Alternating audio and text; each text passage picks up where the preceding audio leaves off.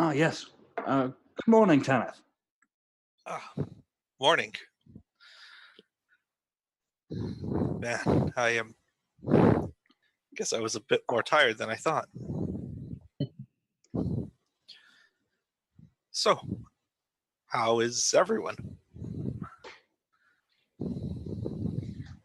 Well, I'm fine. I'll actually take a round of morning drinks for everyone. Just more shots of whiskey, please. You can double yours. I don't need that this morning. That's fine. I'll take 2 for me, 1 for the man in the hat, and 1 for the other man in the hat.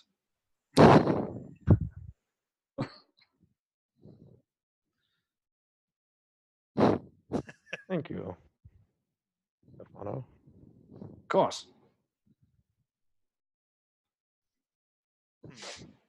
Just so these shots, they're like whiskey, right? I'm assuming. Yes. I'll hold off on that for now. Fair enough. Yeah, I'm a bit of a lightweight, as it turns out. Oh, I remember. I'm not giving you a shot of whiskey so you can be sober.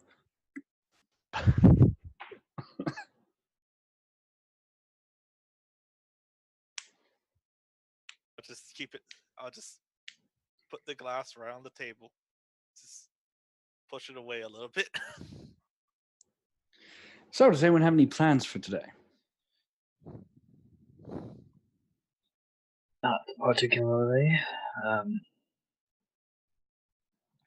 If anyone has anything they'd like to do before we head out, we have 2 weeks until Hannah's things are done, and then we can ship out, I guess. I'd probably have a bit more shopping to do around here.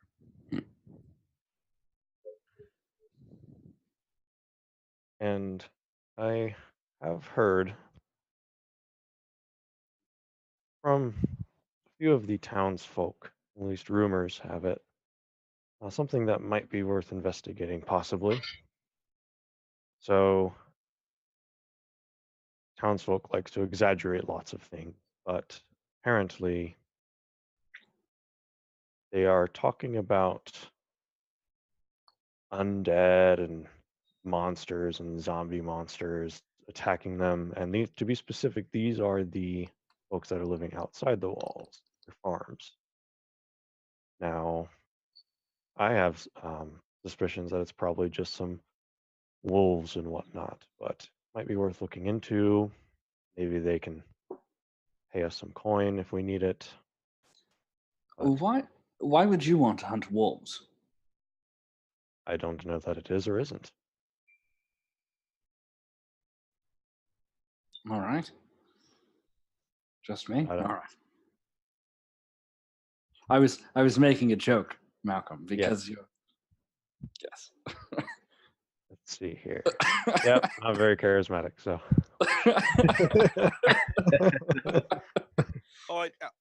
That's I didn't put that together. It's okay, then. I don't see why we couldn't investigate. Even if it is something minor, if the town guard aren't going to deal with it, we might as well. Someone needs to deal with it. I wouldn't mind doing it. I basically just have a lot of waiting to do. And I will say, I haven't spoken with anyone directly about it, just overheard conversation. We can do that today while Tanith is requisitioning any goods he still needs to get. We can ask around, investigate a bit, if it's worth our time. If nothing else, it'll at least kill some time before we leave. Fair enough. I basically need to find someone who can work with minute machinery. I think there might be someone in town. If I can find whoever works on clocks or something like that, they'd probably be able to help. And then I need to find someone to find some bat guano.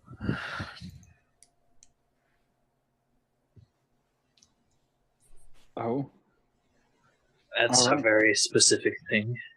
I don't know where Just- you find that. Just a small amount, though. I don't know if it'll actually work. I'll be honest, I'm kind of winging this as I go. Tanith, does this have to do with firearms? A little bit, yes. I'm the only one who's nervous about this. I mean, black powder it's fine, but I feel like there could be some improvements. And I'm just working on figuring out. It's a lot like magic in general. It's once you figure out how to cast a spell, you can cast it almost like second nature. But until then, a lot of it is trial and error. I'm not nearly drunk enough. I'll take 2 more shots, please. You can have mine. I'm gonna slam his shot back.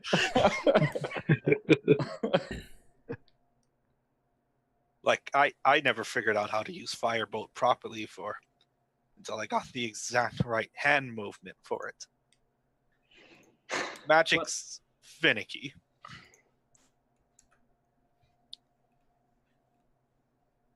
I'm going to say this. I don't use guns. I don't have much experience with guns, handling them, their internal workings and such. Magic and guns are 2 different things. Things that shouldn't necessarily be combined. Because that sounds horrifying. Well, maybe if a person who would abuse magic were to get their hands on it, then it could prove a little troublesome. But I'm sure the person who first invented spells like Fireball had a similar thought, but they did it anyway, and we feel like we're in a better world for it. I would argue that if a world without somebody being able to conjure a fireball from a pinch of dust would be a better world for everyone. Actually, that is the spell that uses bat guano. I'm going to try and see if I can spark something with that. Oh my god, you want to cast... I am definitely not drunk enough for this. You are strangely... To me, you are strangely not the person I would expect to be very worried about someone finding a way to, I don't know, make something of this nature. Giving everyone access to fireballs is not a good idea. It's It not wouldn't like be. he's saying he's creating it to be mass-produced. He's creating it for himself. I mean, Everything gets mass-produced. magic's kind of it's a very tricky subject to try and tackle. Like I said, the fireball and firebolt and all these other types of spells, like people have figured out how to do them before, but each person kind of needs to figure out how to do it themselves. The proper steps can be laid out for someone, but they need to still figure out the exact movements that would work for them. Okay. It's a very strange thing to try and learn. I'll admit it's honestly frustrated me quite a lot. I won't lie. I sometimes wish I wasn't as gifted as I was, but that's my lot in life, and I am going to do the best I can to make it my own. I'm sorry that you can twist the rules of reality at will. That seems like a very heavy burden to carry, especially to someone who can't do it and has to rely on, I don't know, not being able to twist the laws of reality to survive. You know, it is so nice to hear someone finally understand. I'm gonna get more alcohol. I'll be right back. Stefano's gonna get up and just get 4 more shots. Stefano's gonna be All drunk. right, I want you to make a Constitution check, please. Gotcha. All right, Rakdos, do not fail me. God damn it. I got A 7. With no food in your stomach and no water or anything else, you are feeling this much quicker than you normally do. Perfect. Stumbling back to the table. All right, listen. Would you trust someone like me with a gun that shot fireballs? Hmm? I don't think anyone I would. mean, I wouldn't trust myself with a gun that shot fireballs Then necessarily. why are you making it? It won't shoot fireballs. It's just going to make a fireball inside the cylinder to propel the bullet faster. So you want a fireball making gun that only fires fireballs inside of it, but Yeah. won't destroy the gun? It's a very fascinating principle about manipulating the pressures that could exist from an explosion and channeling it straight forward through a cylinder. This sounds almost impossible. Hannah, Yes. and exactly how big of a blast does a fireball do normally? Well, I've heard tale of how large it can be. So have I. You're going to I- try and shrink it into this. Well, You're going to need either a really great design to not blow yourself up, or some very strong metal, that you're- is true. You're which is talking expensive. about mithril or something more powerful than mithril right there. Oh, And no but one's going to not. buy a gun made of mithril. That's Hmm. too expensive. Perhaps fire is not quite the way to go with this. Or maybe just leave them as they are, Tanith. Not everything needs to change. If you are going down this path, Tenneth, of research and investigation, at least you should know from someone who uses these things what actually happens.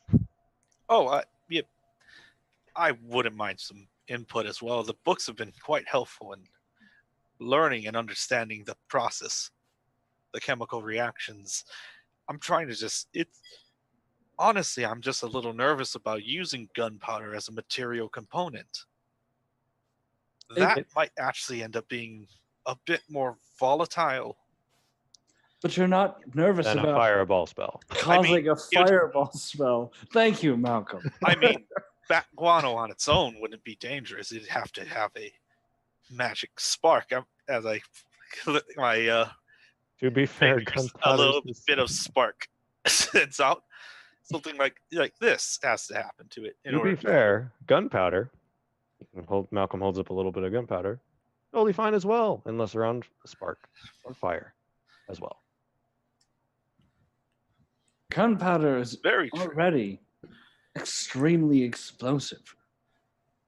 It could already blow off a man's leg. Why do you want to add more to that? It's in large quantities, Stefano. It's less about that and making the bullet itself somewhat of a conductive nature. I mean, Tanith goes into his bags and pulls out. He pulls out one of the crossbow heads, which he had just spent taking off of the shafts, and he takes out the other half of it, which is a parchment which has small, very finely detailed little drawings and inscriptions inside. This here is basically what I'm trying to make for the ammunition. The gun itself is more or less going to be designed to hold it in place and keep it nice and steady to shoot off. Look, I know we're all very good at reading, but why don't you just go ahead and read some things out? Because I know Malcolm isn't so strong on his letters. These aren't words. These are runes. Of course. Look at Stefano. Come on, Malcolm. Those are runes. They're basically something of a invitation for magic to try and come in and settle. So you're saying that these are the blueprints, so to speak? More or less. I've had to study a few of them in order to learn some of the spells I have. So what you're saying is these are the plans for your fireball guns? Well, not the gun itself. This is more like just you see it'll wrap around like this, just takes the paper and starts like making a small little, so basically a tiny scroll of it, and wraps it like with the crossbow bolt in the center as like an end cap. I'll seal this up and load it into the gun.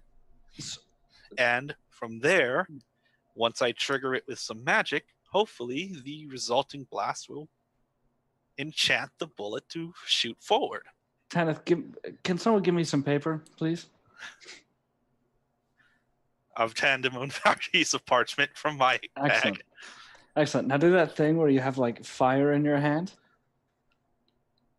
I point to it and just make a small little spark with prestidigitation. Okay. Now let's say that little fire is the powder, yes? And this paper is the scroll you've wrapped around the arrowhead. It burns. It Yes. doesn't add anything. Well, it yes. burns. I mean, some spells are known to consume their material components. I mean, look, I've seen even some clerics end up having to burn some jewelry in order to cast some of their spells back in Singorn. No, what I'm saying is the paper won't do anything. It is... Well, of course, normal parchment isn't going to do anything. Don't be silly. All right. The parchment has to be enchanted first with a very low-level amount of magic. All right, I'm tagging out. Malcolm, it's your turn. So your plan is to hurl a fireball, essentially, once you've finished, through this paper cylinder. Can't you just throw the fireball anyway? Perhaps. But there's a finite range and a finite amount of that level of spell I could use. This, in theory, if I could get it up and running, I could create as much ammunition from it as I need. There is a finite range on these as well. Oh, yes. One of the pistols. Yes, I know, but that's just because they haven't been, that's just because they're relying on as much as they can get out of mundane materials. It's like hurling a non-enchanted pile of bat guano at someone and expecting it to make them explode. No one does that. It's like, I mean, that is magic, my friends. I'm not sure what they teach you in schools or what your parents teach you about magic, but magic takes things and makes them better. Well, my parents taught me a lot about magic because I had parents and I went to school. So I learned some. Insight check. Come on, Rakdos. Damn it. Did you beat a 10? That's a 23. Yeah. On top of him not only being incredibly drunk already. You want me to throw that at disadvantage? No, he already sees through it, so you're fine.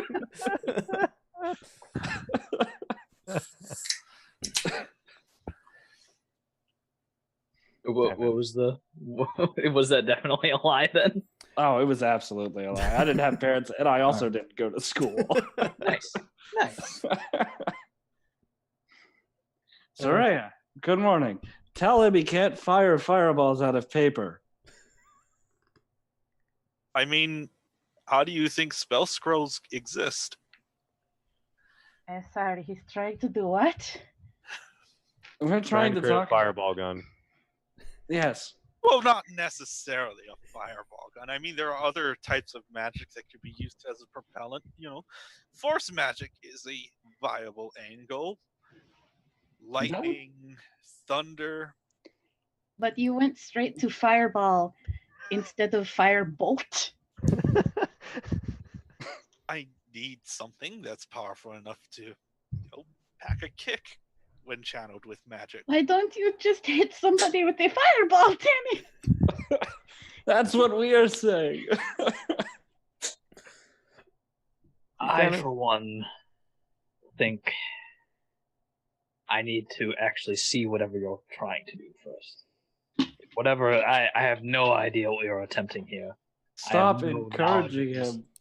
him. You have no knowledge in magics either. I learned in school. No, you didn't. Either way, now that we're all here, why don't we do something for the day instead of getting drunk before noon? I'm not drunk. I am buzzed. You can call it whatever you wish.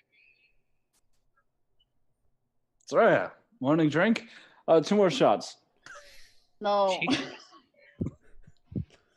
I am still fending off the effects of last night's drinks.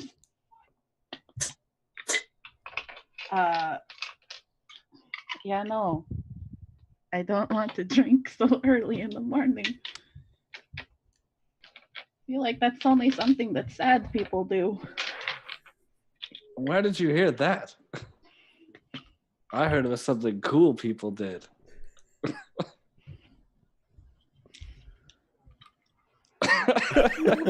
I'm packing away my blueprint. I'm watching where he's packing away his blueprint. It's a small, it's essentially a backpack. It came with my explorer's pack.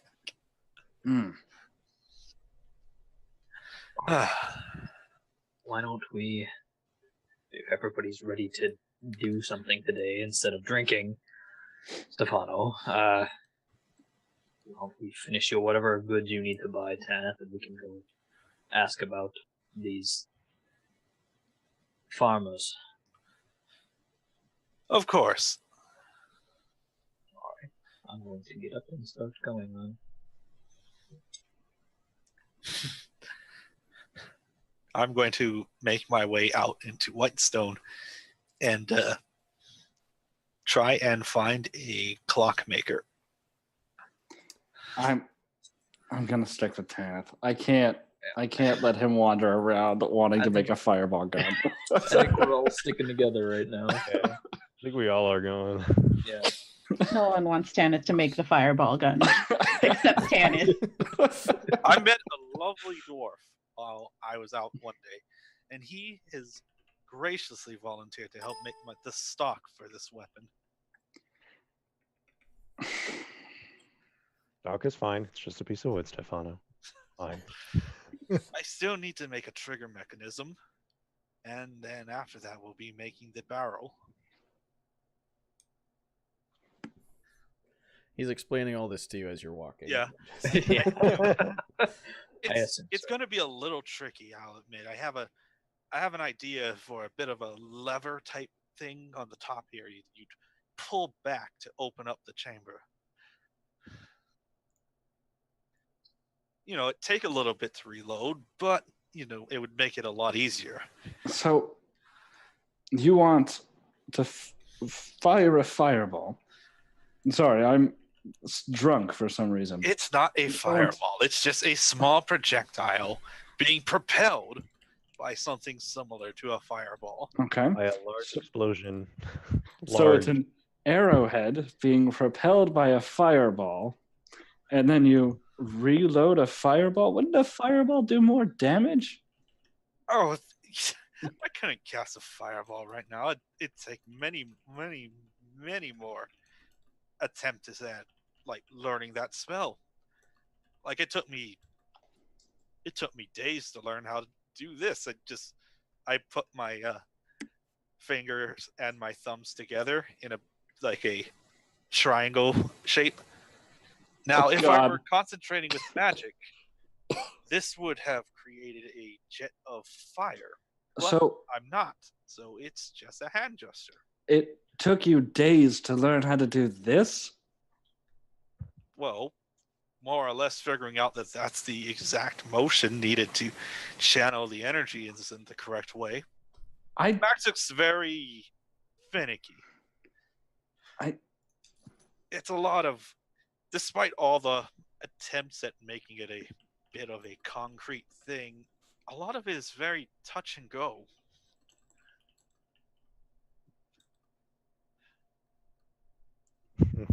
Anyway, As you finish your explanation, after wandering the streets for some time, you come to a very clearly marked building called Astor's Winch. A stone 2-story building that through the window you can see various mannerisms of clockwork contraptions and the like spread about on clean shelves in the interior. perfect. Before Tanith goes in, Malcolm's going to say, Tanith, Yes. at some point, possibly even later today or tonight, depending on what happens with the farmers, Okay. we're going to sit down Mhm. and go through, piece Yeah. by piece, mechanism by mechanism, Mhm. one of my pistols. You have a better understanding of how one of these things works. It's a promise. Yes, it's a promise. Excellent. And I'm going to Because walk it's- into the shop. So inside you see this very well organized array of these lightly colored wooden shelves, all covered in a varying manner of clockwork mechanisms, everything from small watches to small gadgets of not very clear use. Standing behind the counter working at this long spread out counter of many various gears, springs, and trinkets, tools scattered about, is a human man standing about 5'10", this kind of messy salt and pepper hair against lighter skin. As he turns around, you see a longer nose with glasses perched atop as he... Oh, well, hello there. My name is Asta. How can I help you today? Hello, Astor. My name is Tanith, and I was wondering if I could proposition you for a custom order. I mean, more or less everything here is custom, my friend. What are you looking to make? Or have made, rather? It's a bit of an unorthodox set of devices. Mind if I draw a little bit of a blueprint up for it? I pull out some parchment and Oh, I but think- of course. And he like puts an arm down on the table and like pushes all the miscellaneous bits aside so there's a clear space. Thank you so much. And I get to work just drawing out the basic shapes of like, so I need a mechanism, a small little trigger down here, which when pulled will activate this portion here, just drawing it to come down in a spring, in a bit of a spring trap sort of situation. I'm sorry, I'm not very good with words in common. Well, I mean, are you by chance looking for something? This looks very similar to the firing mechanisms of the guard here. Are you looking for something similar to that? Yes, actually. Well, I mean, that's easy enough. I've done repairs on some of those before. It's there's just going to be a little bit of an alteration. See, when you pull back this portion here, I want a bit of a metal slot to open on the top of this rifle. It would require a bit more force in order to open it and reload it, but it's a bit of a new design that I'm working on. So you're looking for, are you looking for it to be that when you pull back the hammer, that it opens a chamber for you to insert the next bit of ammunition? Is that how I'm understanding this? Yes, and then the chamber would be able to close so that when you pull the trigger, it'd trigger the normal firing process. Of course. Well, I mean, certainly let's make it so that way the opening of that chamber is not tied to the hammer, since that will be a key in your firing. And then if we adjust, and he like takes the quill from you and starts making some notes on it himself. Tanith is just staring intently at everything, trying to take it all in.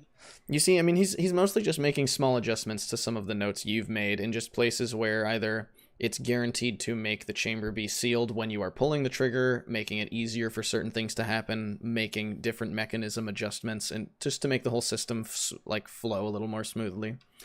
Well, and I mean, we can do this in a few ways. We can have it be a gear mechanism and have it actually be cranked, or we can try to find a way to make it more spring-loaded, so that way once you actually prepare everything and have it ready to fire, it's a single trigger pull upon which we will have the hammer collapse and everything, hopefully, work as intended. There's a little bit more room for error in that system, but it would be much easier to fire. A gear system might actually be a bit better in order to avoid unnecessary complication. This is a bit of a prototype. Well, so then gear systems are always great, I've found, for prototypes. So on that, then we can just, he, like, pushes it aside, pulls out a new piece of paper, and starts drawing it, like, kind of referencing yours, but changing all the spring systems to gear systems, making it a, rather than, like, individual steps, you crank, it pulls the chamber back, you load the thing, continue cranking, and it'll lock everything up and pull the hammer back for you, so all you have to do is pull the trigger. So once everything is set here, then, well, this seems like it should work, at the very least. We'll have only one way to truly find out. Excellent. How soon could I have this prepared? Well, this will probably take a few days. Currently I have a few orders on standby, so I won't be able to get started for about, probably a week. But, after that, I'd say 3 or 4 days, and I could have it done. Or, if you need it much faster, then I do charge a fee to move something farther ahead than other orders, but it can be done. I'm here for about 2 weeks before I head back off from Whitestone, so that time frame actually sounds perfect. All right, well, so we'll have it get started. Do you have many materials, or are you requisitioning mine? I would like to requisition yours. How much would this come out to? This mechanism, for all the materials it's going to require, and are you doing this in like a handgun size or a rifle size? Rifle size. So for all the materials on this, it's probably going to run you about 190 gold. And, is there any way that you could create a barrel for this particular mechanism? It's dawned on me that might be a good way to make it all fit together. You're gonna actually, for a barrel, you're gonna want to find someone who could specially cast it, because you're gonna want that to be a single piece of metal. Otherwise, you're gonna have imperfections or weak spots in it that would make it, well, make those specific areas more likely to crack, or even worse, send off an explosion through your barrel. Would you have any recommendations on shops? I am a bit new here to the area. That's actually something that here in Whitestone we tend to, well, we outsource it. We import all of our barrels from, I believe that they're actually done all the way from Craghammer. Craghammer? It's a very special task that needs very special molds, so not a lot of people have the capabilities to do it. Especially when you need as many as we do. Of course. Well, thank you so much for your help. Of course. So, like I said, it'll be about, from now, 10, 11 days. We'll have everything done for you. Of course. I'm going to pay him up front. Thank you very much. If you don't mind, unless there's anything else, I'll just go get back to work, as I do have some other things I need to finish. Thank you very much. Of course.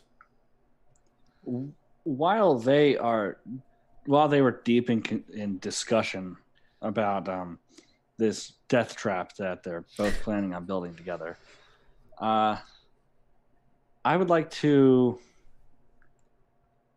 take a look around and see if I can free some springs and see if we can't. Oh no, some of these accidentally fell into my pocket. So you're just trying to get some springs off of some contraptions? Yeah, I'm trying to get some springs, gears, pretty much anything that I can take without being noticed. All right, so give me a stealth check and a sleight of hand check. Oh, sweet. We get to use the lights. Oh, you're going to do this. All right. All right, stealth check. Come on, Rakdos. Stealth check is a 23. Oh my god. Perfect. All right. Sleight of hand. That. Ah, shit. That almost was a crit. It's just a 26. Yeah, I mean, you wait until you see him pull out the second piece of parchment and start writing as the two of them commence their very intimate, deep discussion on the mechanics of what may make a firing mechanism work. And you go about and gather, you find 4 different contraptions where you can actually take springs out without disassembling anything or really making any obvious motions. And you get 4 springs of varying sizes. They're all clockwork, so none of them are very big, but get those out pretty handedly. As you look, just to everyone else, you look like you're just trying to figure out what half of this stuff does. Perfect. And Nathan, while they are deep in discussion about this whole thing, with what Malcolm knows about his firearms, is there any way if he knows if this is going to even work at all? Well, when it was just Tanith, probably not. But with him getting, and slowly as he's going about things, he's getting, the little bit of advice from each person and finding people who have worked on parts. It's getting, more and more that it might work. Everything that he's putting together, from what you can tell, will be mechanically okay. It probably won't be the greatest gun, but it will probably fire. In regards to the magic portion of it, you have no clue. The fireball in the chamber to activate. Yeah. You have absolutely no clue if that's going to work or if that's going to blow up the thing in his hand. You have seen guns misfire to the point where people have lost fingers, so you definitely know what could happen. At least with the gunpowder part. Yeah. Oh, God. Imagine a fireball with that. Your whole arm from the elbow down is just gone. Well, mechanically speaking, outside of what Malcolm knows, that's a 24 that's going off, so... Yeah. Oh, God. That's everyone's arm going on. Yeah. Yeah, there's a chance that this goes horribly. All right. Okay, so mechanically, it sounds like it could function. Yeah, mechanically, especially now that it sounds like someone who has worked on guns before is helping him build the actual firing mechanism. It's, at the very least, probably going to, when he pulls the trigger, make a click, Who knows what's going from there. Well, as long as I just want to make sure it's not going to be like... Well, mechanically, no. Yeah. What happens? All right, cool.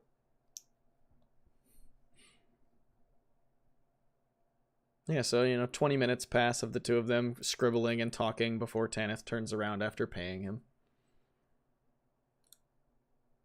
Pleasure doing business.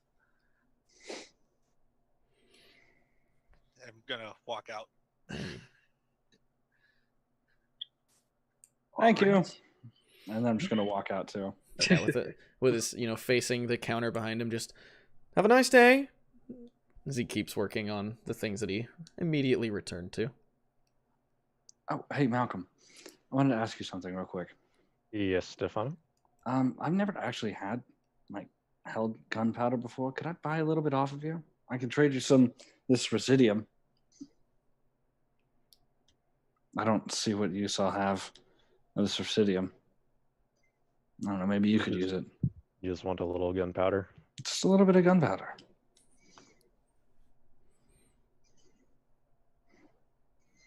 Malcolm is going to pull out his gunpowder flask. Watertight. And take a drink. Yes. You think you can handle? You think you can handle this gunpowder? And he's going to say in a deep voice, "You feeling lucky?" Yes. But no, he's just going to pour out. Here, hold out your hand. Paw? I don't know how you refer to it. He holds out his hand paw. Key question: is it reversed? No, I'm kidding. And he's Make gonna a just perception check. No. No, they look fine. That's probably like a 7. Anyways, He has two he's thumbs just gonna, even. It's weird.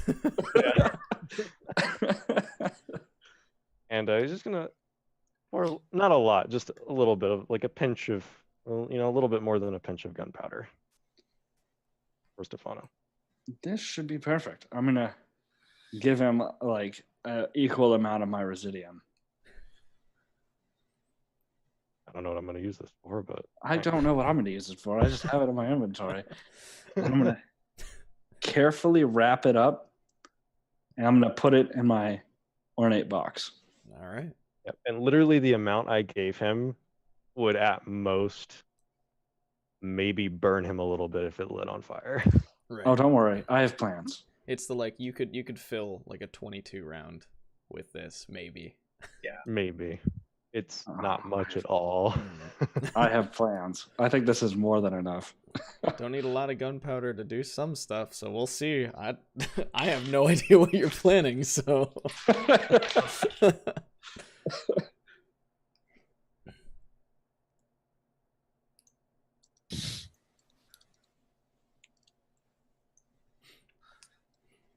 So the group of you now all stand in the street outside. Soon as I get a block away from the thing, I'm just gonna be like, oh boy. All right. Not what you hoped for. A little, but that's fine. Why? It's more just, it's an investment. I'd say so. Why don't we see some guards about some farmers? Yes, good idea. What I understand, I don't know if the guards would be the best source or not. Well, then who should we ask? Probably the farmers directly. Well, which Since- farmers should we ask directly? Which As far as I understand, it's any of the ones outside of the white stone walls would be the affected one. I guess we have a bit of walking to do then.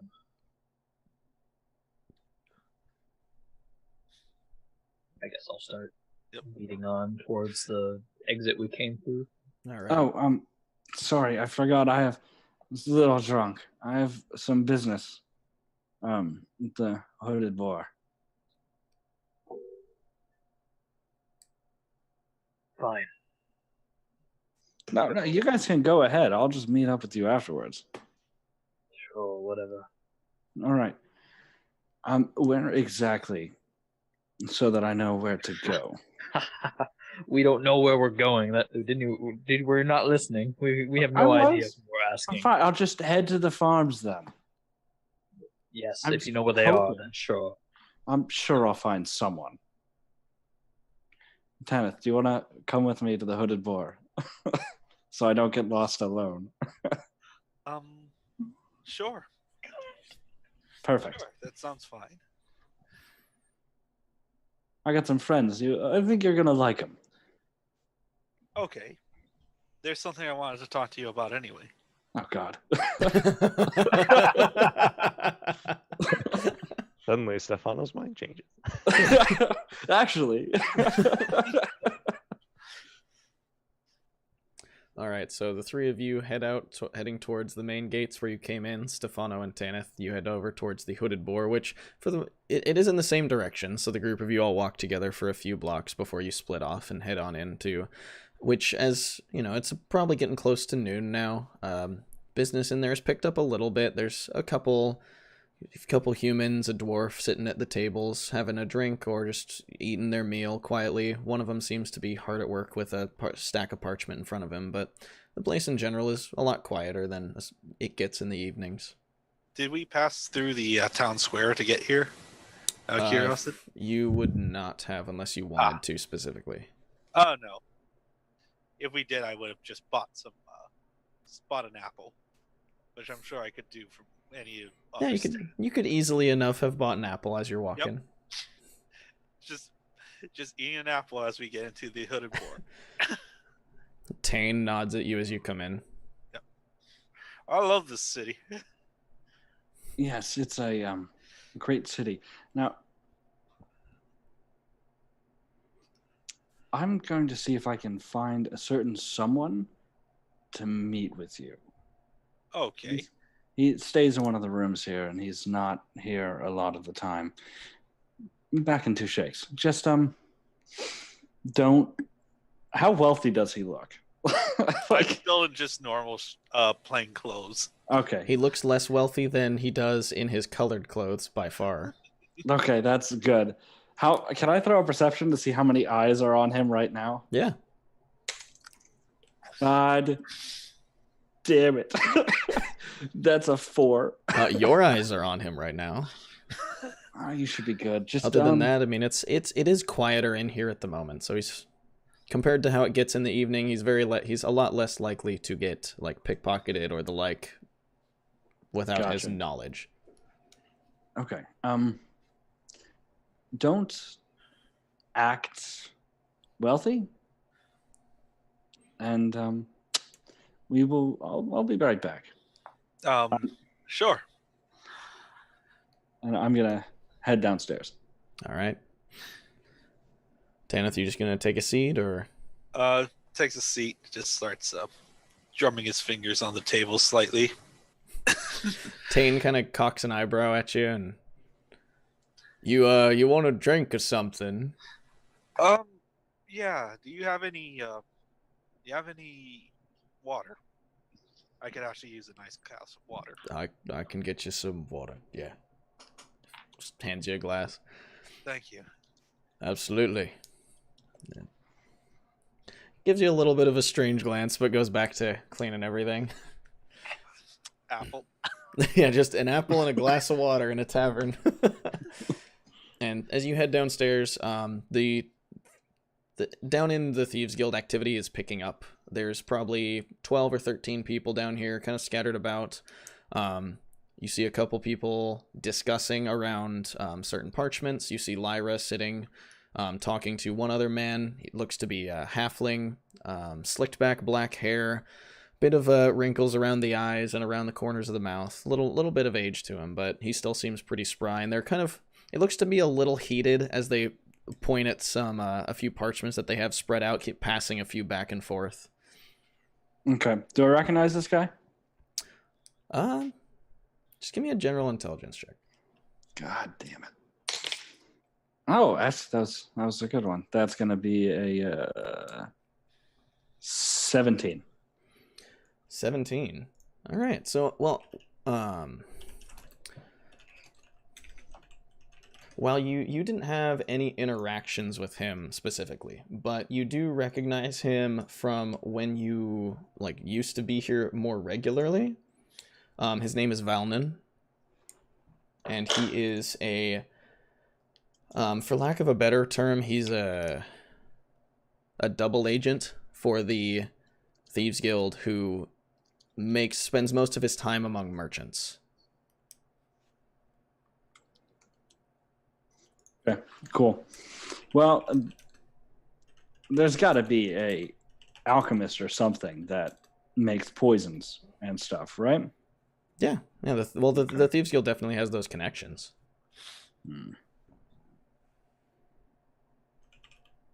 All right. Well, I'm gonna go wait for Lyra to be finished.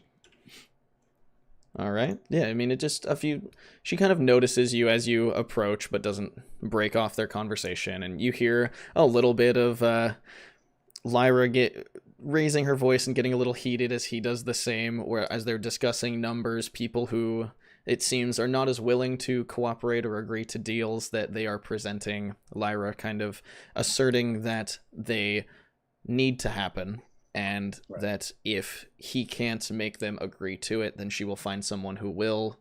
And he leaves, taking all the papers and storming off a little bit. You see the gears turning in his head as he seems to be trying to figure out ways to make things happen. She leans back in her chair with a bit of a huff as you then step forward.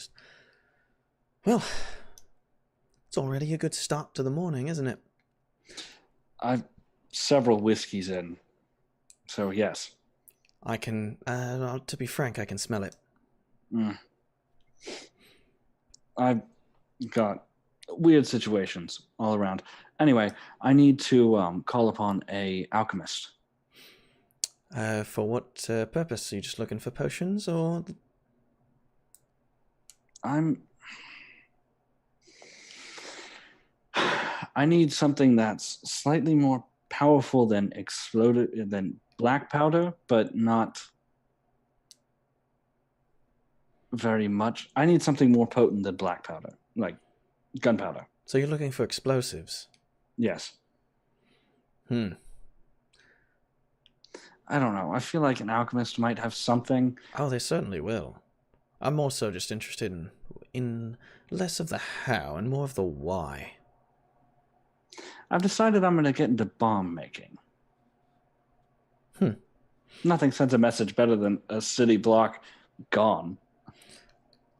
Be careful you don't make enemies of the wrong people with that, Stefano. That could very easily turn against you. Fair warning. Who hates me? I have no enemies. No one yet. Once you start blowing up buildings, you might make some enemies very quickly.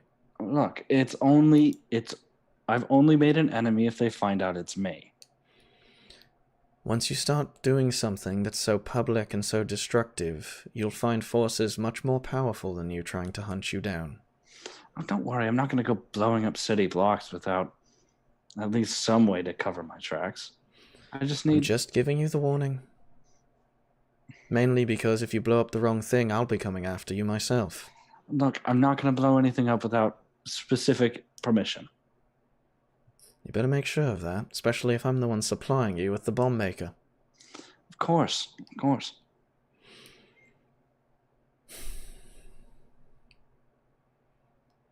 I don't think you're telling me the whole truth here, but that also is not new.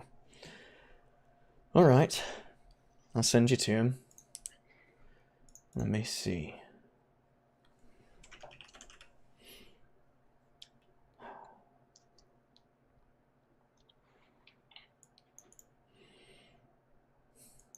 So he's the owner of a small shop. It's named Trites and Triage. It's off in the where is it? Southeastern part of the city. It's a small little shop. You wouldn't think anything of it. Most of his business comes from making adjusted fertilizers, things for the farmers, things for cheap. Gotcha. But he's a more potent alchemist than a lot of people realize, and a lot of his money comes from, well, it comes from us, because he makes things that we require without a lot of public knowledge. So I'd recommend seeking him out. How do I let him know what I'm really there for? Well, just wait until the shop's empty and tell him. He doesn't like much the codes and secrets that make things easier for us. He's, being the way he is and off in his corner, he simply wants you to be frank with him, but don't do so with ears around. But that's so fun. All right. Hey, if you can find a way to let him know without being overt about it, by all means. All right. Most of the time, the people we send him are people he recognizes, so it doesn't even need to be said. Gotcha. Well, I'll find a way. Thank you. Absolutely. Oh, what's his name? He's a small halfling fellow. His name's Corlin.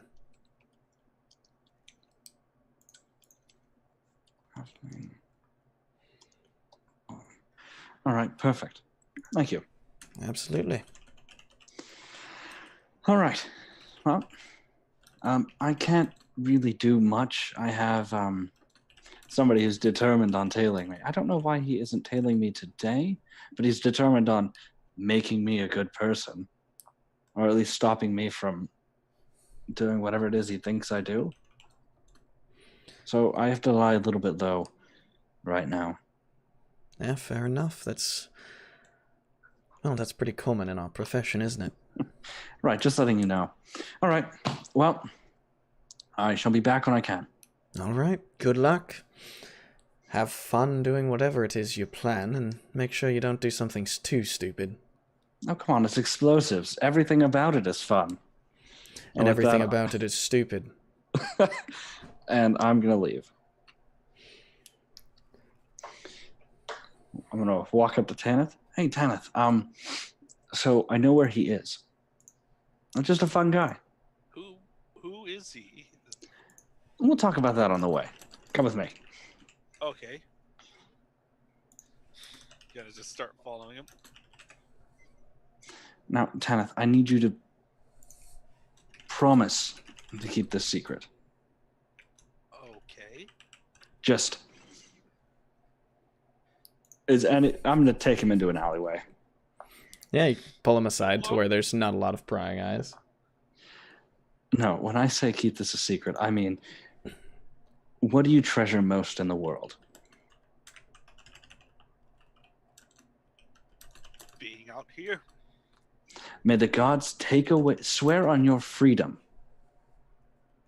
that you will not tell another soul. Okay. I swear.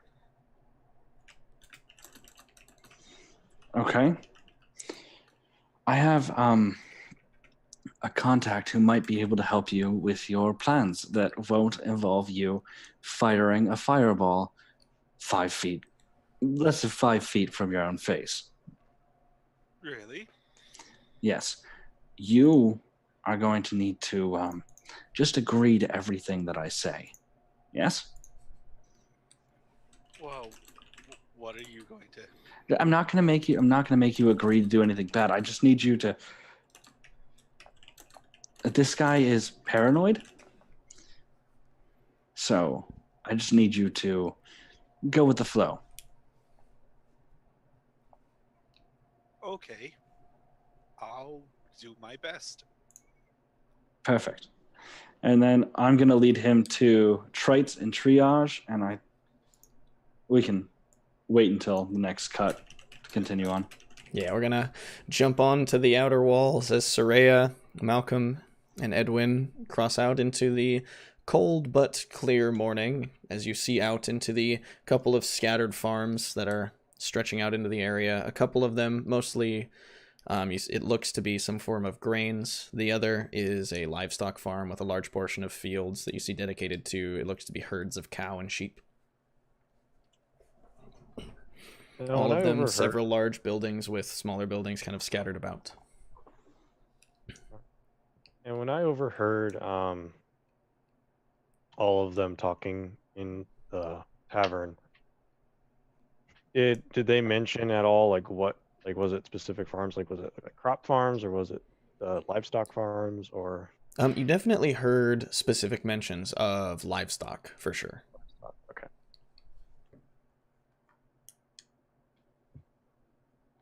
Why are we at the farm? Oh, you weren't here. Malcolm here said there was some rumors about undead attacking livestock and farmers, but he thinks it's wolves. And we're just going to kill some time, being that we have 2 weeks before Tanithon is done. Might as well do it if someone needs to do it. So we're doing what Stefano says he does, but actually. Yes. Sure. We're not lying about doing our own things. All right. So I've heard that it was mainly the livestock farmers that were having the issue. Where we should probably start. Well, then we should, where's the nearest livestock farm? Just, off to the left of where you are exiting the gate is at least the first of the larger buildings that are part of the livestock farm. It's probably a good mile and a half out into the fields, but...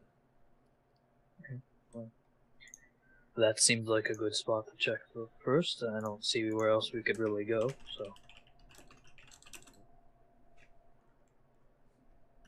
We go to the livestock farm. Alright. All right.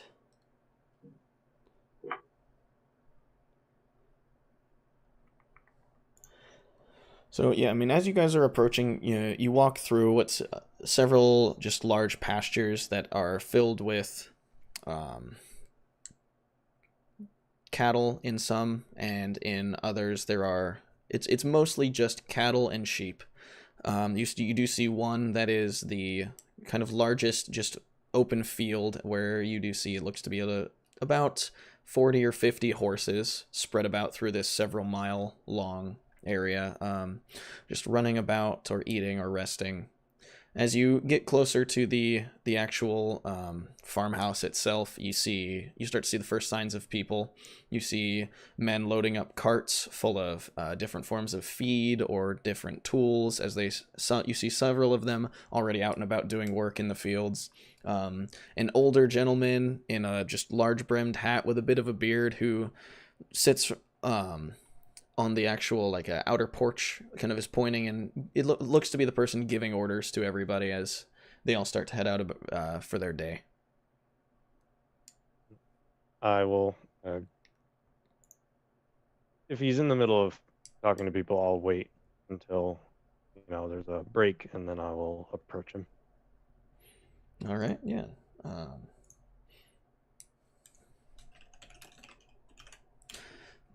As you approach, you see he turns to you after giving the last of his orders and steps down from the porch, sticks a hand out as you come up. Nice to meet you. Name's Jumar.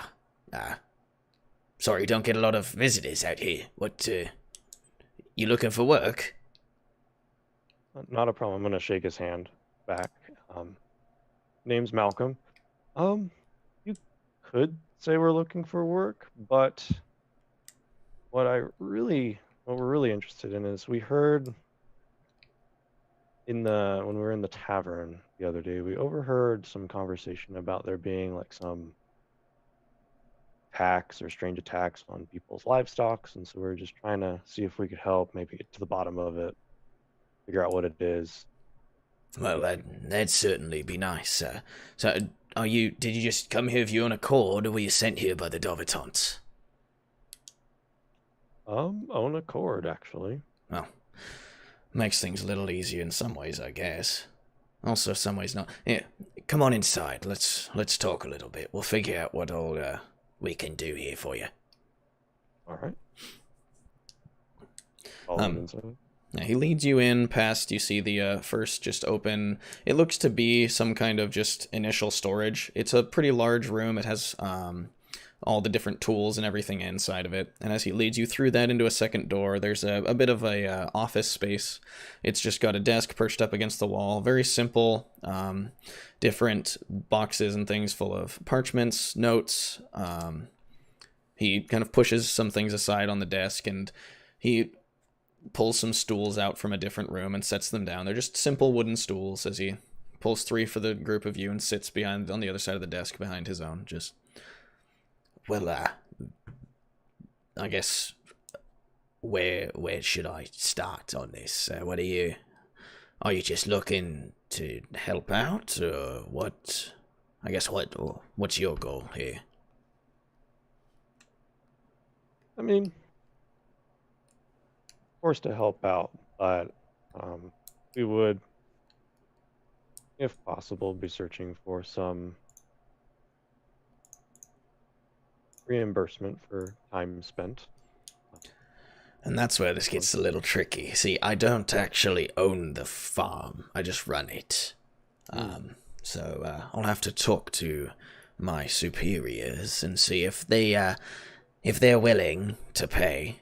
I mean, undoubtedly, I can say they probably will be. This is a problem that they would very likely happily have solved. We have had attacks sporadically on different livestock, and I mean, you've heard the rumor mill, so you've heard at least some truths, but what truly happens is we find livestock in the morning, oftentimes through broken fences or simply dragged out beyond their pens, or dragged out of their where we keep them, and well, they're either mauled or really it just looks to be acts of quite savage nature, all things considered. But they don't seem to be like dragged off for food or anything, so it's kind of baffled a lot of people. And has there been a very like a recent one? Like, is there still a body we could go look at? Unfortunately, no. They tend to only happen every. Well, I think the most frequent they ever did was we had one every like 3 or 4 days for a couple times. They don't ever take more than an animal or two when it happens, but normally it's only every few weeks to every month. But it's become decently consistent.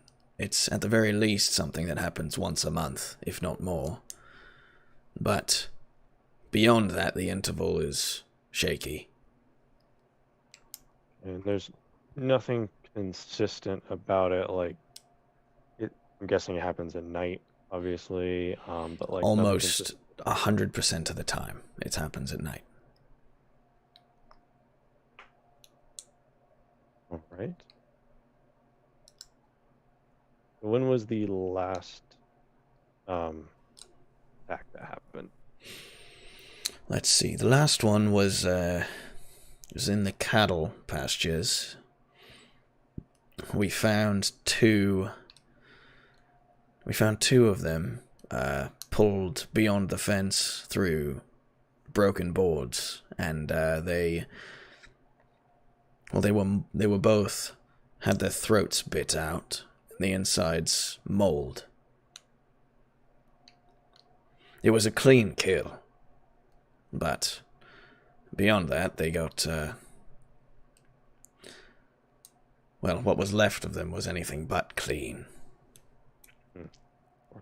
We found the carcasses the next morning. Repaired the fence, got everything situated again, and haven't seen anything since, about, 10 days ago. Gotcha. Nathan, does that sound like anything that Malcolm would recognize? Make an intelligence check. You can have advantage on this one. Oh, okay. Just a straight intelligence? Yep, just straight intelligence.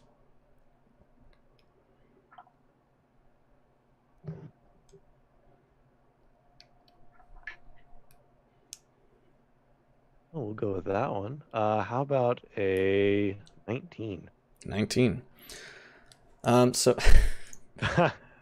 Definitely. it's certainly familiar. And by no means does this remind you of anything undead. This is not. It's too precise to be that. And from your knowledge, this seems like something that knows how to fight. For if what he's describing is accurate, it knows to go for the throat and kill it before it does anything else. So this. Specifics, you're having a hard time just because you can't actually investigate the body or see anything yourself. But at the very least, you know for a fact this is something somewhat intelligent, at the very least, and something that is choosing targets very carefully and specifically in a way that makes it have the least amount of effort. Okay. Cool. All right. I know it's been a while since the last attack, but if you could point us in the direction of where it happened, I would just like to take a look at the area where you found the carcass. Well, we can certainly take you out to do that. Here, let me grab one of the boys, have him do that, because I've got some things I need to keep doing around here. Of course. He stands up and walks out. You hear him whistle really loudly, and you hear someone come up, a few words exchanged, and he comes back inside with a younger boy, looks to be maybe 15. Well built, so you can see the working the farmhand life is doing pretty well for him. He seems healthy, and a bit of just this kind of long, shaggy, dirty blonde hair. He told me that I'm gonna be taking you lot outside to the to the scene where we lost the last two heifers. Yes, that would be wonderful. All right, it's a bit of a walk, but come on, I'll take you there. And the older gentleman, Jumar, just turns to you. Any more questions before we split out? I don't have any. Edwin's, right? You covered everything I thought I would think of. All right. If Well, we I mean, think of anything, we'll come back. all right. And I would ask that before you go, well, at the very least, if you intend to have a reward from this before you go do it, I would ask that you come back to me. I need to make sure I can get you on before I can promise anything. Of course. Thank you. All right, Walker, take them out there. Show them what they can find. Of course, sir. And he starts heading out, leading you guys through the pasture. And we'll go ahead and jump on back to Stefano and Tanith now.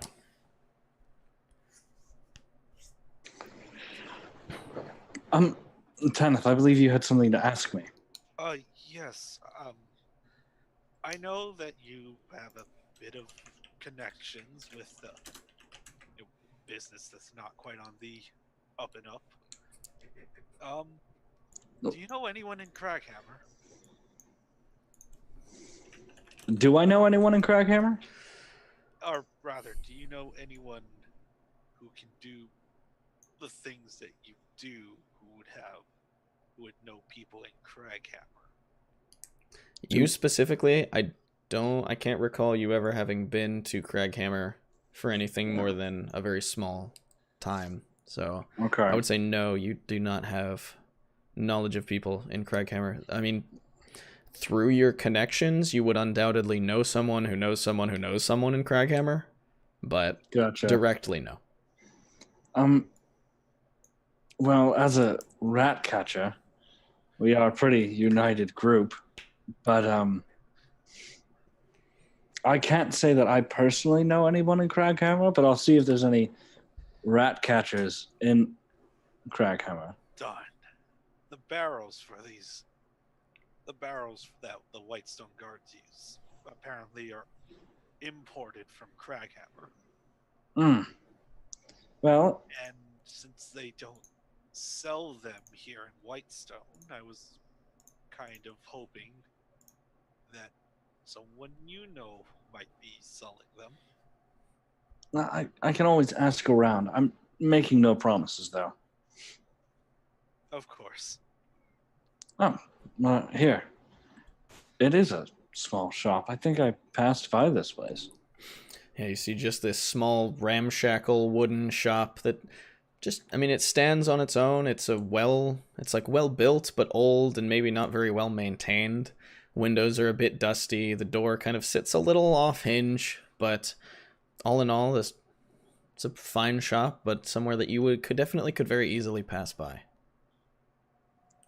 I had just assumed they weren't open. Okay. Once again, remember, follow my lead. Yes. All right. So I'm going to open the door and walk in.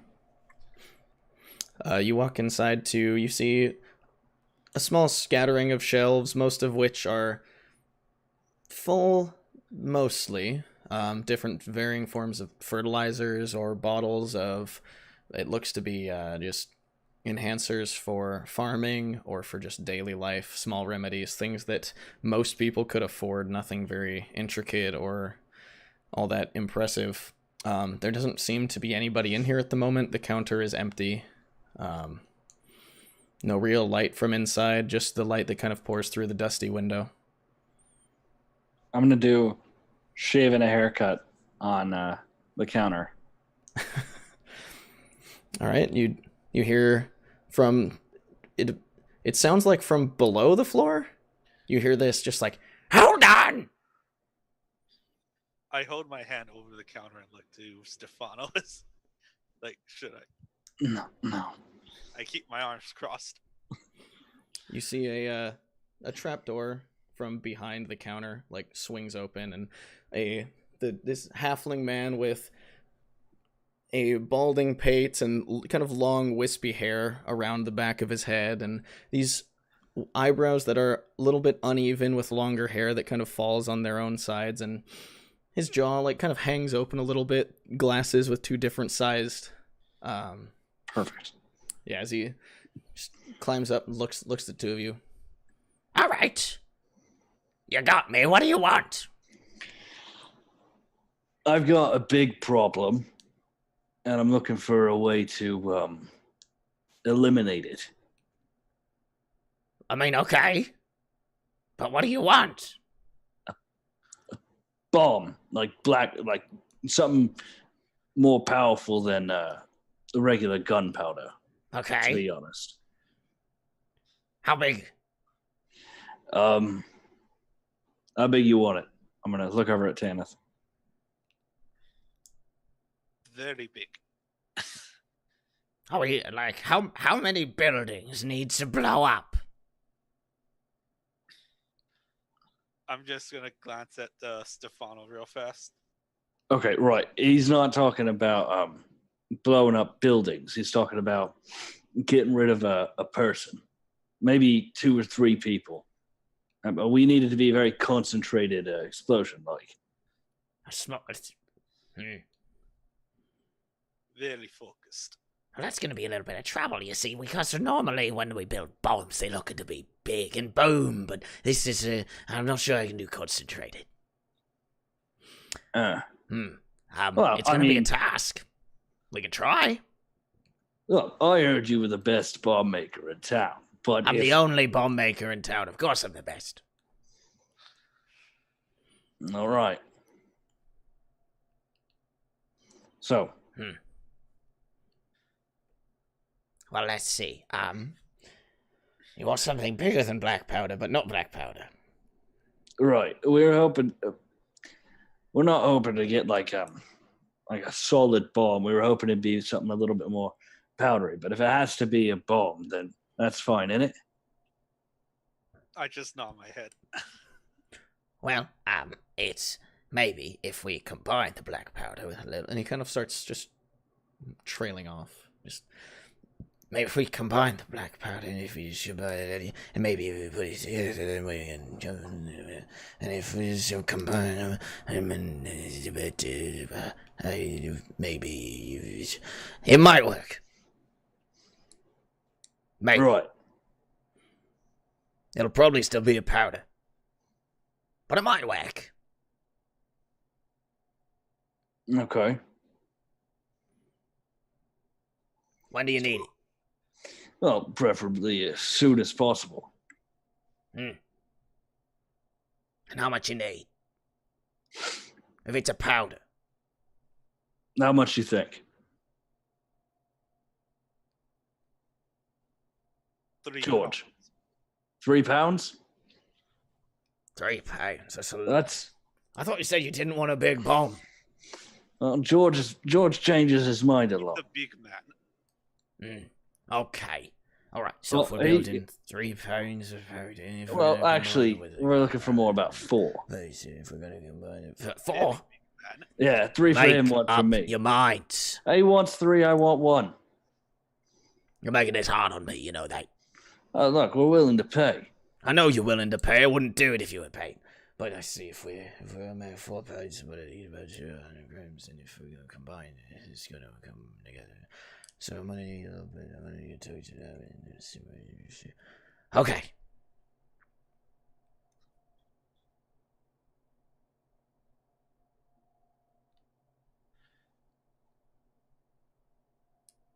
Well, what are you standing around for? You paying me or not?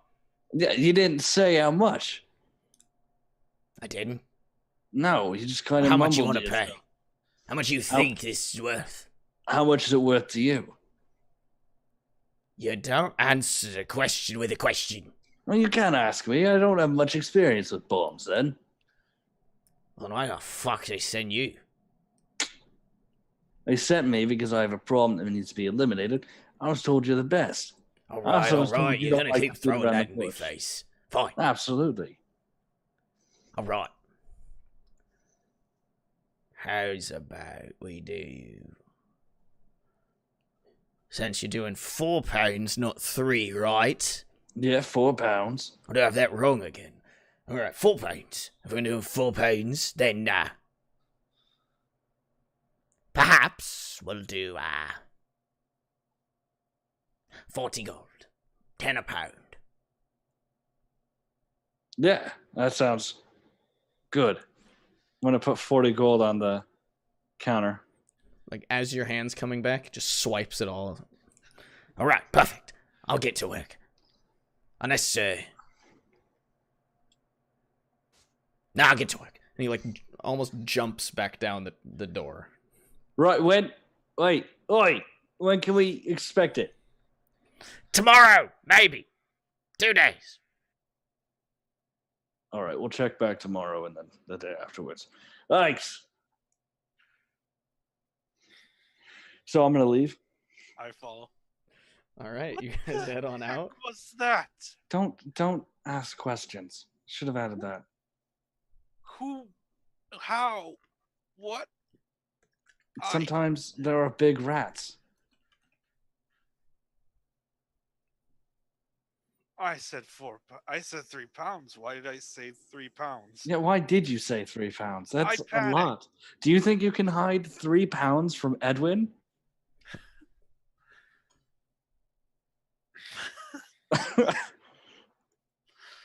Fuck. But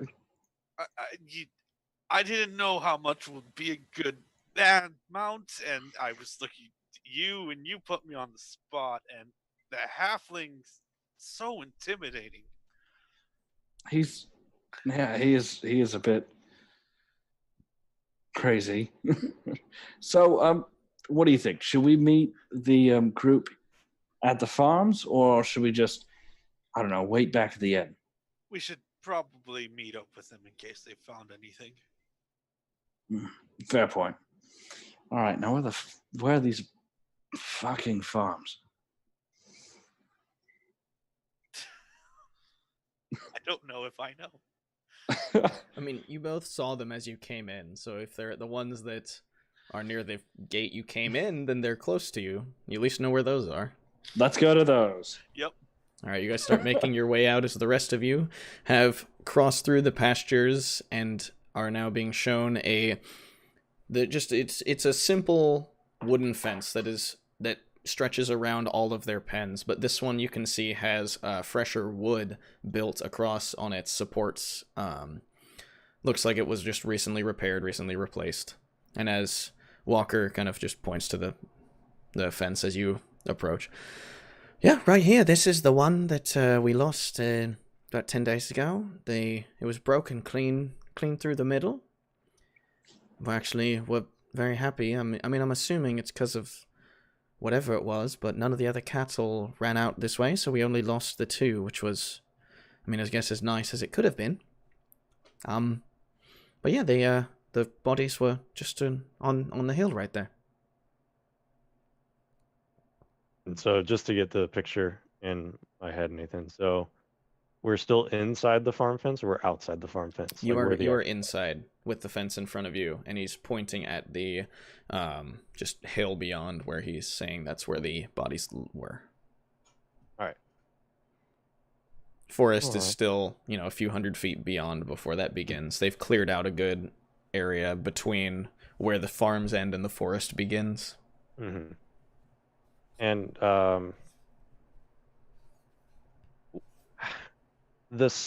the amount of new wood, what is the size of this hole in the fence? Basically, is it like just cow size, or is it much larger, or?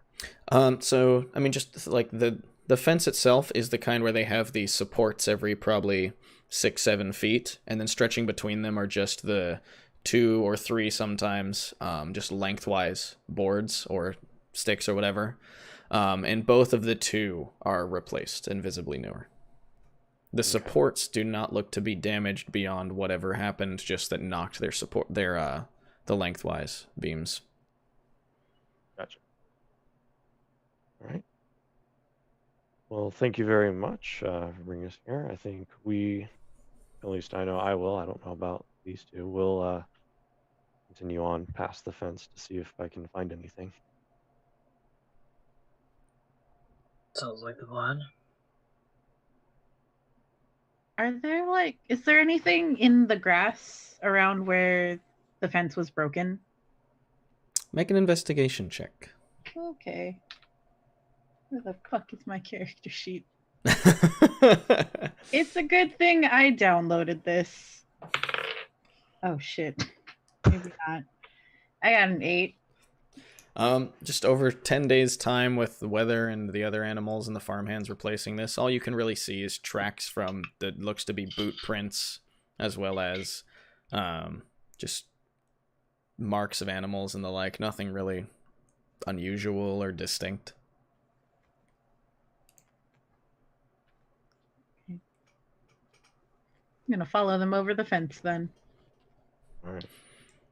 All right, yeah, you guys cross over the fence into the bit of the hillside that cascades forward. The grass itself, you know, over 10 days, there's really no, at least immediate visible signs of anything being there beyond what's just normally present. And as Malcolm goes forward, he's going to be looking out for anything that seems out of place. Granted, 10 days time has passed, but anything that's out of place. All right, go ahead and just make a perception check.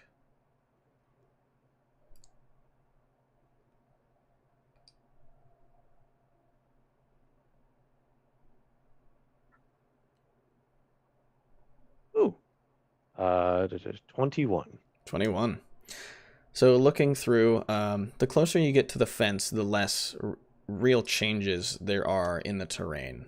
As you start to get a little farther out, you can see more marks from animals that are likely just wild, things that came out of the forest and have come at least this close. A large mixture of these marks in the mud. For a moment, nothing really stands out as it all just blends into this kind of mess of prints and where the rains have washed things away. The sun has dried the ground. But in a few places you can see, just especially with the training you have, there are certain marks that are fresher and more distinct than the rest, likely having been imprinted into the upper layers before the weather started to kind of move everything away. They look to be large, they look to be clawed, but beyond that, it's kind of hard to tell looking into them. Okay.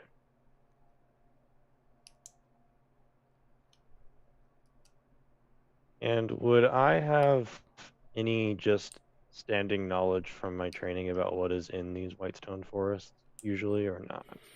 I mean, you've been around here enough to know the general things, just that wolves do inhabit the forest. There's plenty of deer and lots of other game. Pretty much all of the animals that you would expect to be in area that is forests or plains kind of inhabit this area. But it also, especially as you get towards the Sierras, does allow for much more dangerous things to live. And in the mountains themselves especially, there are very large, very dangerous things. You haven't encountered many of them specifically. Most people haven't, and those that do oftentimes do not come back from it. So what you know really is just that the wildlife here is incredibly varied, and everything from peaceful things like deer or foxes to things like wolves, all the way to behir, if not dragons. I'm gonna point the print out to Edwin and Raya. The prints that I found. So in the kind of upper layer of the dirt, you see kind of mixed into the other prints, but now that it's pointed out, you see it stands out a little bit more clearly as just a large, kind of somewhat weather-worn print that is clawed. But beyond that, like, details of it are hard to make out, as it is assuming like 10 days old at this point.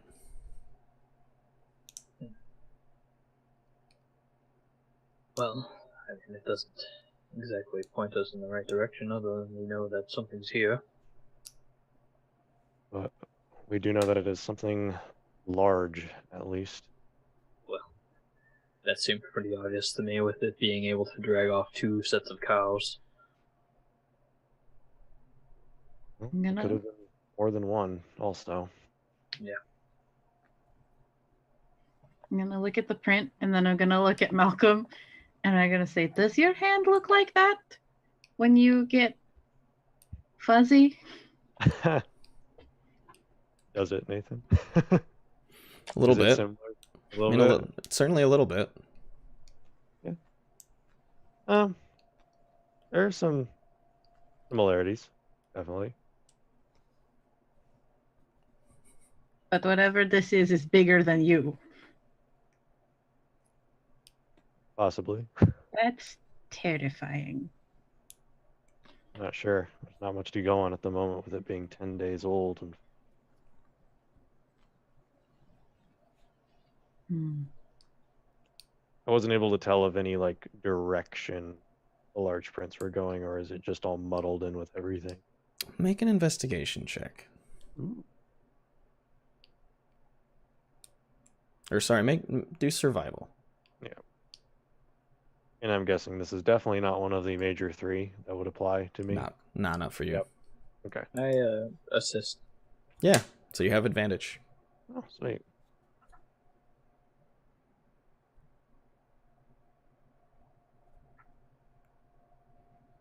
Wow. Same number on the dice both times, but it's still good. Survival is a 23. Wow. Yeah, definitely looking after, you spend a few minutes kind of combing over the ground, pushing grass aside, and really just trying to figure out where this thing was, where it went, where it's going.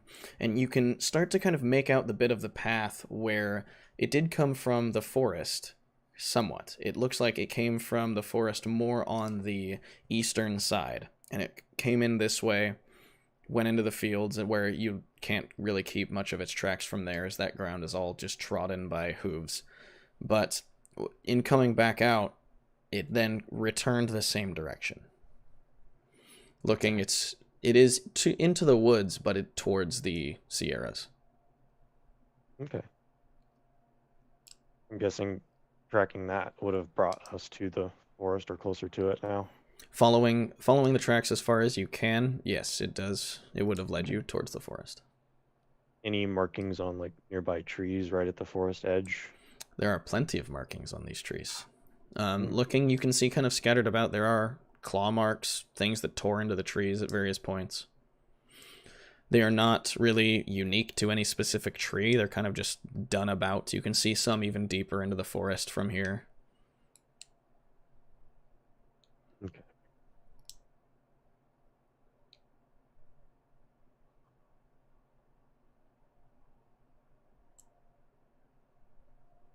Nothing that stands out specifically, like it looked like it might possibly be tied to these tracks at all in terms of like shape, size, or even height on the trees. There's not much you can go on from the tracks to tell you height or the like. The gait of the tracks themselves does seem to suggest that it is at the very least probably walks a good 4-ish, 5-ish feet between steps. They're not close together, but it does not really suggest anything about the claw marks. Okay. 4 to 5 feet though, that's pretty big. Mm-hmm. All right. Well, I have, and with that new info, nothing comes to mind specifically. Right. Yep. Cool. Although with the survival check you had, it is looking, it does as much as the tracks have weathered, it is enough to tell that the weight is on the toes in the movement. So it likely was not walking for these steps. It was likely moving at a higher pace, running of some kind, perhaps, if not just a jog. So it was like this. The distance of these steps is at a quicker pace. Okay.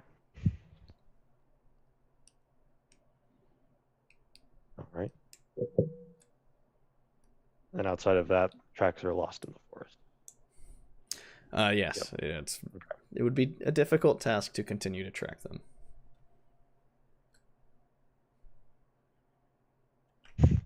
That is terrifying. Morgan. It was comical in my head until I typed out the word spider, and then it turned terrifying. I can't stop picturing it. The wolf spider. Yeah, it's a wolf spider. Or what is it? Camel spider? A really big okay. one? Yeah. Note to self: make that a thing. Hey, don't steal my idea. I mean, what? You're spoiling the surprise, Morgan. Damn it! I'm sorry, guys. Guess we're having more run-ins with Lolf then. What? No. All right. I think we should probably head back and rejoin the rest and possibly discuss a reward. Yes. Can't really follow these very farther. It might be a journey to find wherever this creature is. Yes, and unfortunately, I don't know how much more headway we can make without taking out the farms, perhaps somehow, or at least until another attack is fresh.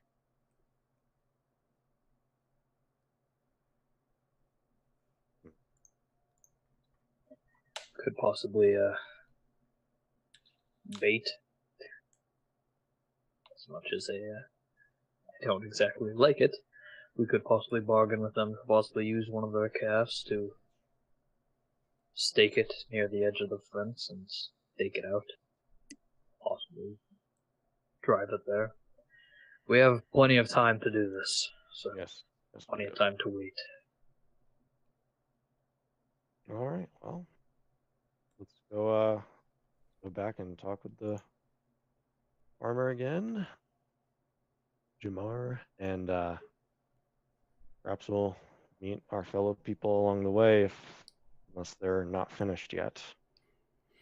So you guys go ahead and make your way back, and as you start heading back, the two of you arrive to. Well, as you exit the town gates, you see the group of farms, the grain farms off to the right, the livestock off to the left. It was. Did he say it was attacking people or animals?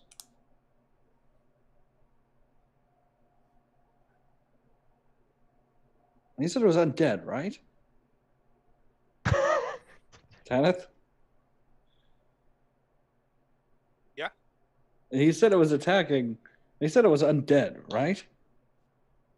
I think so. But it'd make more sense to go to livestock. Unless it was animals, right? Not people? I mean, I'm not entirely sure. Personally, I've not really known people who would attack livestock. Well, they're not people, they're undead. I mean, it doesn't make sense that if they just go after livestock, then wouldn't they try to go after like everything? That's true. Okay. I mean, I can't imagine it would just be content going after normal animals, and it wouldn't try to. Right, there would be attacks everywhere if it was undead. Also, I don't know if this is true, but when an undead attacks, doesn't it make it undead? No, I mean, if it kills something, then yes. Have we heard of any deaths by undead? I don't think so. I'm not sure. I've seen an undead. Well, there was that skeleton. There was a huge skeleton. We fought an undead. Nobody died against it, so I don't know if you get killed by an undead, you become undead. Those are the rules, right? I've never personally dealt with undead. I've never had the misfortune. I'm pretty sure that is the rules for it. Which Okay. I would assume that there is a horde of undead livestock in these forests. All right, here's the plan. Growing stronger. We will ask as many people as possible. No, let's go to the grain farm and kind of play it cool. Like, hey, have you seen any undead? And then if they haven't, we go over to the livestock. Sounds like a plan. All right, let's do it. So we're going to go to the grain farm first. All right, you guys head over to the grain farm while the rest of you have returned to the farm where heading back inside to where Jumar is currently at work. I take it that you guys found what you need. Yes, we found some clues at least, pointing us in a direction. But like you said, we couldn't be hasty if we wanted to talk with you further about something. Well, I'm assuming it's reward that we need to talk, yeah? That among a few other things. So we were able to find some clues, but of course it being 10 days old was a little inconclusive as to what could be attacking your livestock. With no clear cut time frame when it happens normally, we're going to probably need to return at some point either during the evenings or soon after another attack happens, just to keep a watch or investigate a fresh event. Fair enough. I mean, it's bound to happen again sooner or later.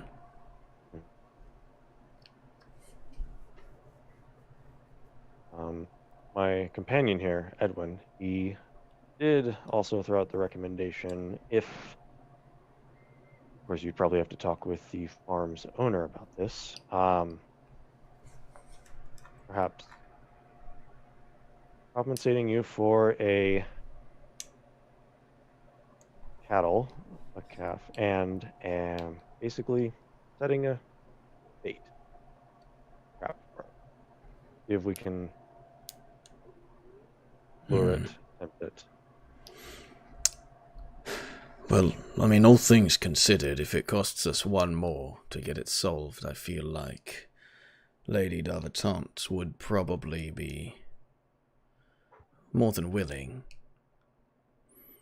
But I think she'd have to do so, at the very least, she'd want to be rest assured that with the one, this will end.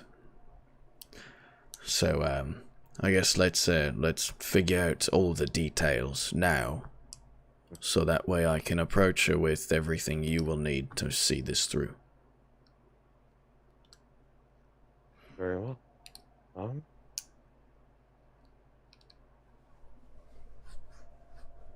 So,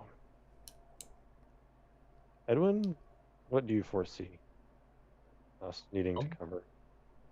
We will have a calf and stake it near the fence where it was broken the last time. And we will stake out the night, watching over it, and whenever a creature attempts to attack it, hopefully before the calf is even harmed, we will be able to subdue and take out this creature. It only appears to be one creature as far as we could tell, so it will be easy enough for us to hopefully either chase it away and then track it down, or to defeat it before it's gone away.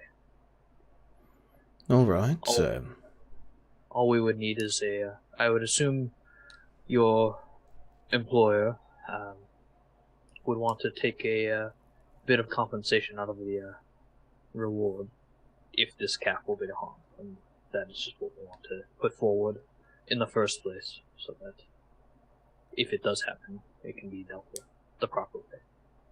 almost certainly. I mean, I think that she's, well, she'll certainly be willing to pay you for your services, but like you said, should the calf inevitably be harmed, it is your choice that is putting it in the harm's way, so that will be deducted. But that also, you're willing for that to be part of the deal, will also sell her a little bit on it more, I think. Might make it easier for me to get this across by her.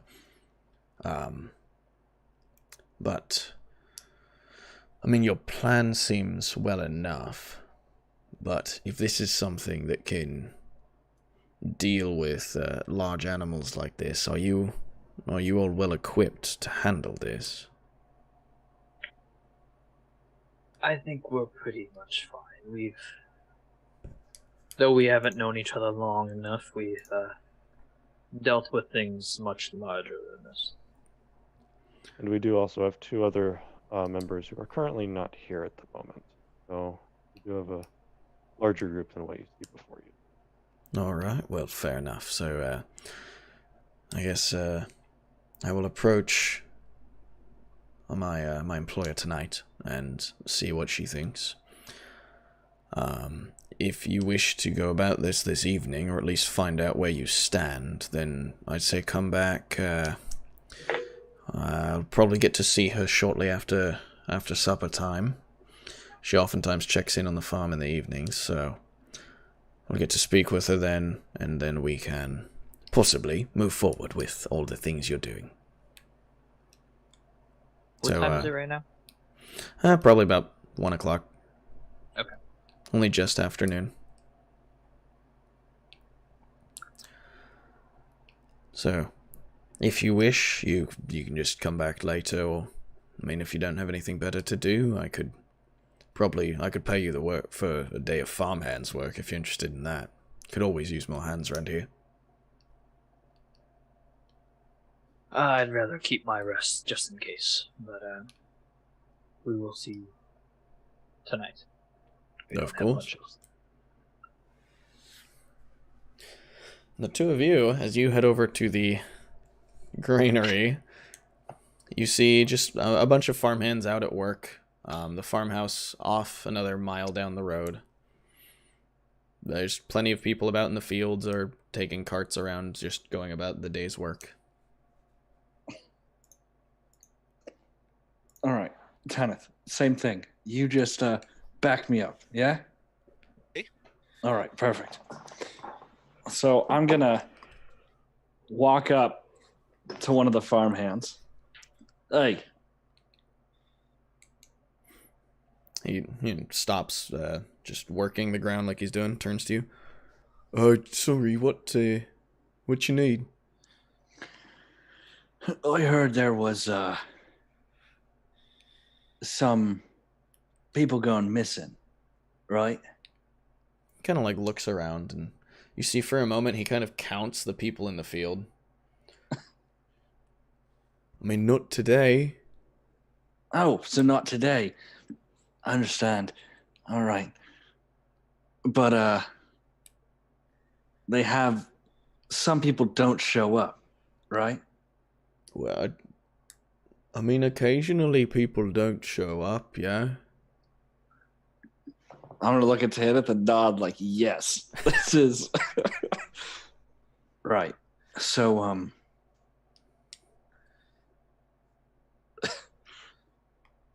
right.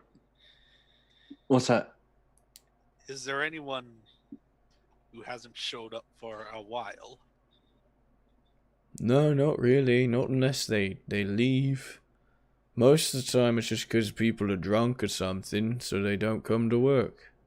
So you haven't heard anything about the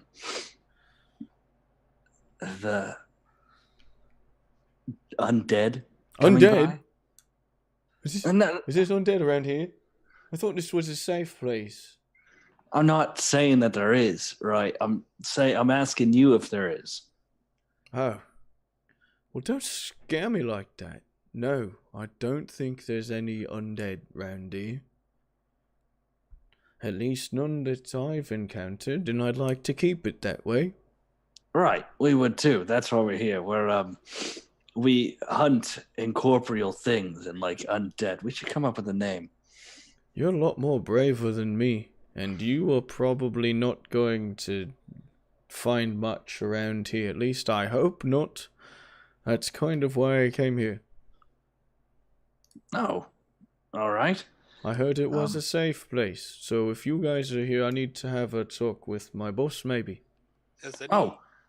Any Go ahead. weird things happened around here lately? I mean, not around here, but if you at the livestock farms, people have been finding animals that are hurt. How many? Do you know? It just usually like one, but it happens every so often that it's another one. So it's one and then one, occasionally two. Animals get hurt. That's like life. Or did they get hurt by not themselves, you know? Oh, that was information you didn't tell us. I think we're at the wrong place. All right, thank you.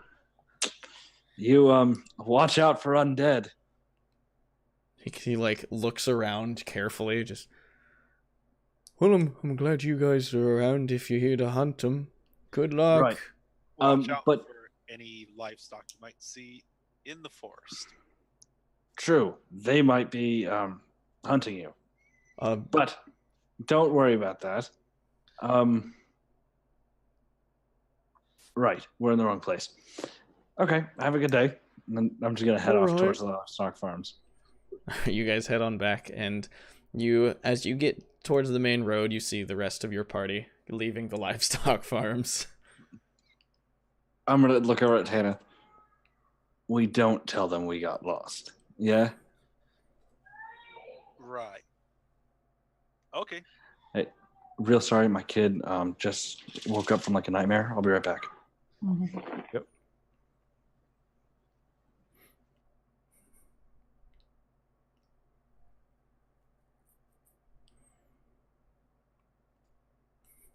Back to the group. All right, you guys. Give it You guys all meet up just outside on the main road. What took you so long? Gathering information. About what? The attacks on the livestocks. I want to insight check Tanis. Go for it. Oh god. Where the fuck is my insight? Yeah, I'm an insight check too. Oh, it's a good thing you are, because I got a nat 1. Oh, I got gosh. 21. 21. Oh. Tanith, give me a deception check.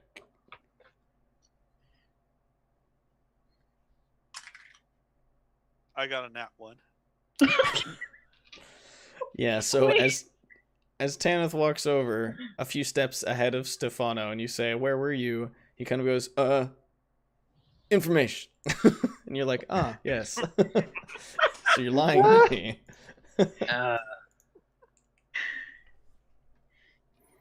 I feel like it shouldn't have taken you that long to get that information, especially since you weren't in the right place.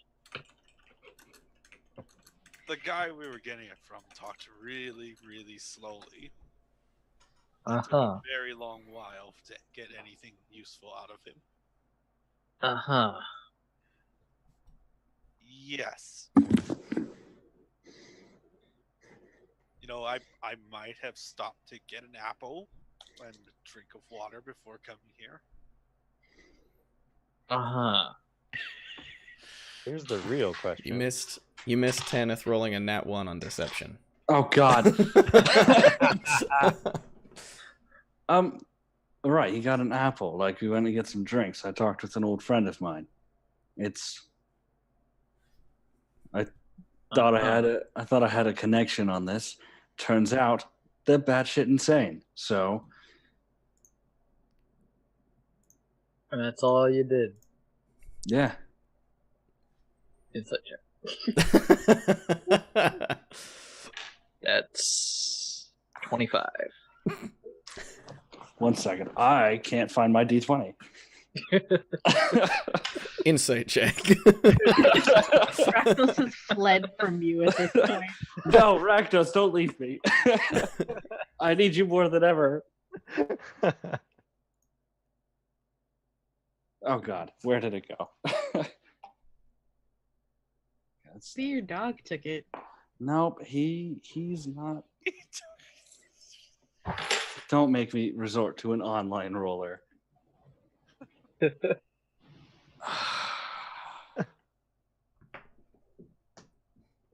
God damn it. What sucks is I know immediately after I roll it, I'm going to find it. So then maybe if you just roll it, you'll find it faster. All right. I mean, if that's what's gonna happen. Okay. God. Did you set the laptop on top of your dice? No, what I did was I didn't realize that my headphone cord had like tangled around one of my feet. So when I jumped up, it pulled the laptop, which knocked all my dice onto the floor. Oh. Eh.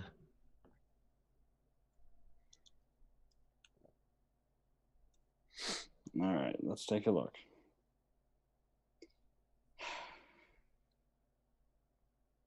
I got a 21. All right. It's still not enough, but Yeah. at the very least, like, he may not be being fully honest. Not enough cues to really tell where, though.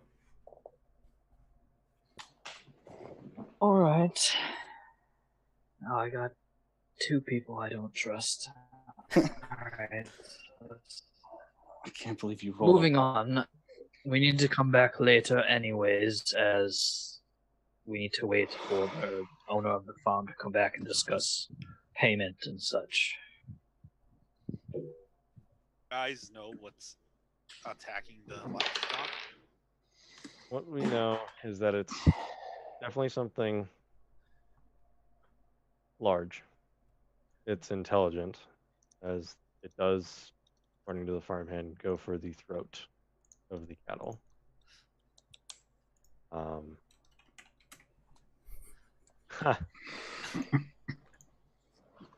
We have a working theory that it might be undead. After seeing what evidence we found, I'm definitely feeling it's not undead. Okay, good. Because that would our theory is that everything that would attack would probably have been turned. Is that the right word? Turned? I'm pretty sure that's the right word. I believe the proper phrasing is turnt.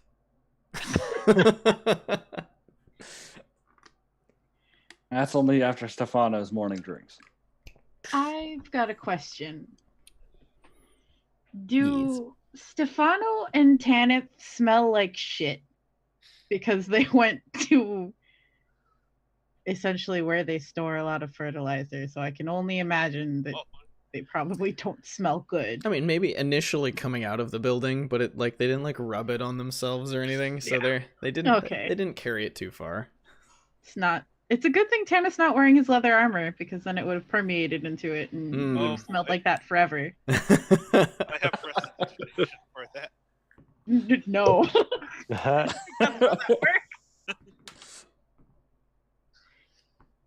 Okay. Either way, we have probably 5 or 6 hours to kill now before we should even come back.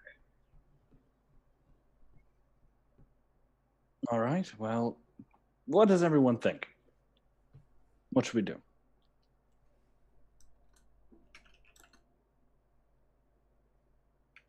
It's up to you. I was just going to sit around and maybe get something to eat, work on my things, and then come back.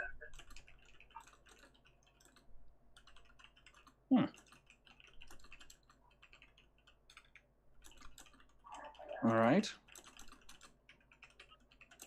I can go get something to eat. Actually, I do have a stop to make. I can wait. I can go get something to eat. Let's go. Start walking towards whatever the keep trying to say the world's end. It's not the world's end. The journey's end. Journey's end. We're gonna walk towards the 5th Pirates of the Caribbean movie.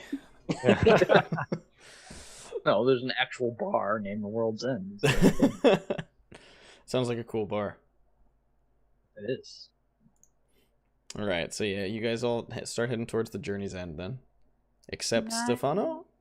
No, I'm sticking with the party for now. All right. I would like to break off stealthily, if at all possible. Just make a stealth check against everyone's passive perception.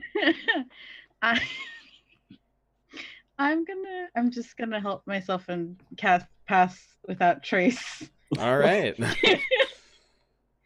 Pulling out a spell just to get away from the group. Wow. Where's my stuff? 25. Yeah, you, to the party's knowledge, you are with them for quite a while before they notice you are just not there. Cool.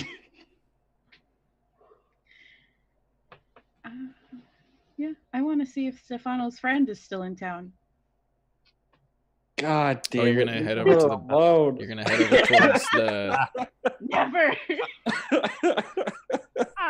All right. So, where would you like to look? I mean, I'm assuming she's a merchant, so I would probably look wherever the merchants are first. Let's just head towards like the town square. Yeah. All right. The rest of you all head towards the journey's end. You make your way over to the town square and just make a perception check.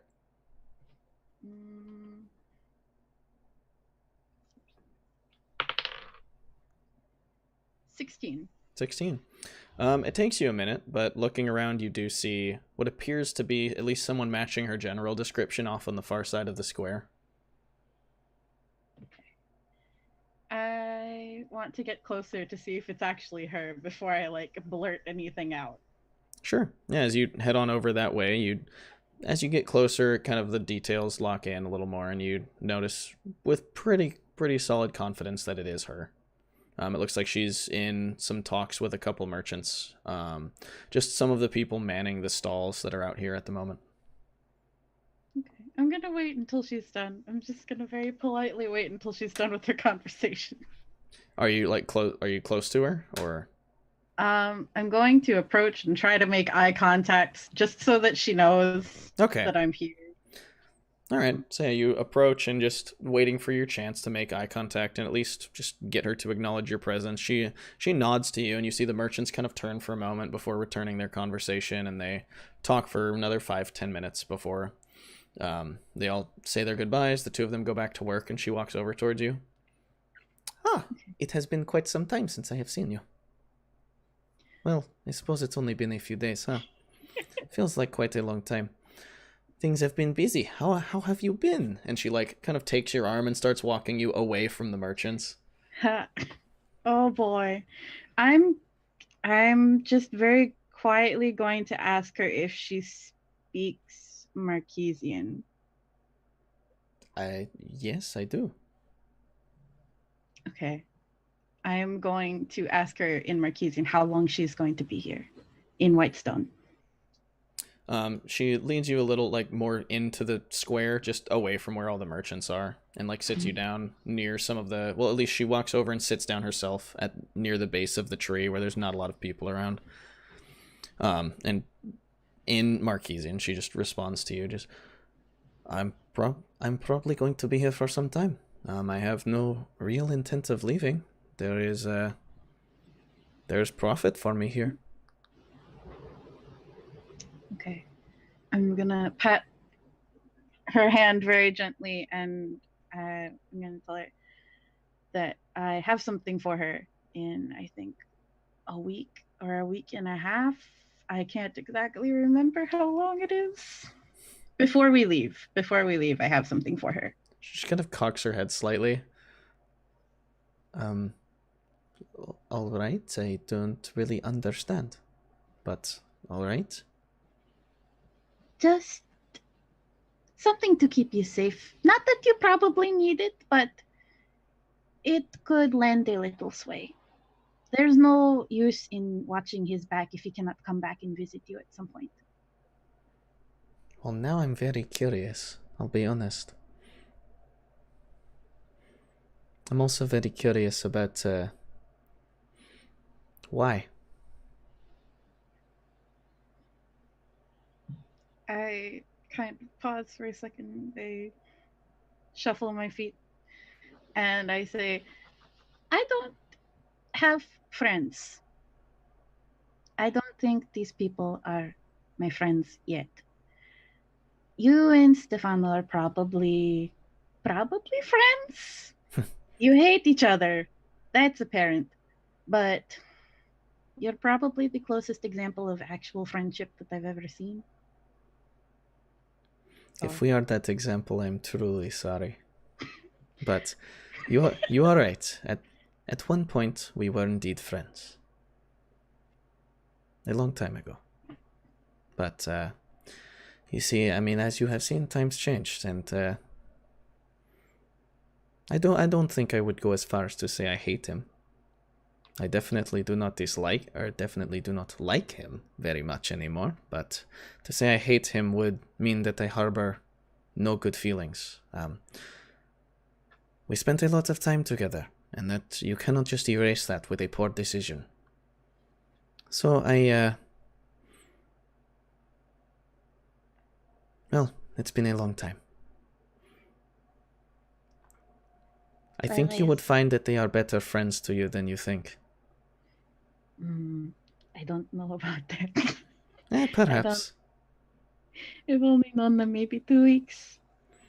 It doesn't Feels take like long for someone to be a friend. But if he can change so drastically, perhaps he can change back a little bit.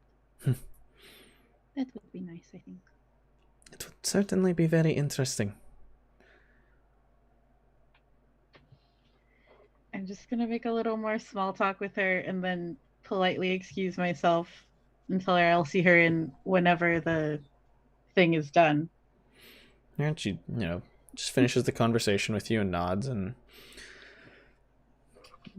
lets you, just leaves you without another word as you depart, heading back over, it looks, to speak with merchants or continue her business in the square in some way. Can I try and sneak back into the group or into the tavern if they've already gotten there? You can try to sneak back into the tavern. They would have already arrived there quite a while back. I'm gonna try and sneak back into the tavern. All right. Make a stealth check. Oh boy. I don't even remember how long passive that trace goes. Oh, it's an hour. Was that an hour? No, I don't think this would have been an hour. Okay, cool. It would certainly be probably pushing it with walking time, but I think you could do it. Heathen's 20. With the plus 10? With the plus 10. All right. Well, so, I mean, you enter into the tavern without them really noticing you enter, but, I mean, they definitely noticed that you weren't there for a little bit. Because they have already arrived back. Okay.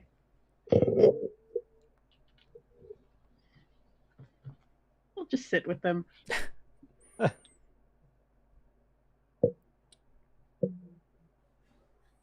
Yeah, so the tavern at this point in the day, being probably about 3 p.m., it started to pick up a little bit. It has its kind of just midday business, people sitting and enjoying a drink or having a small bit of food as they do just some of the more boring or paperwork-heavy parts of business, just seated in this tavern. Some of the more upper-class people in the city just in there enjoying bits of alcohol and light conversation.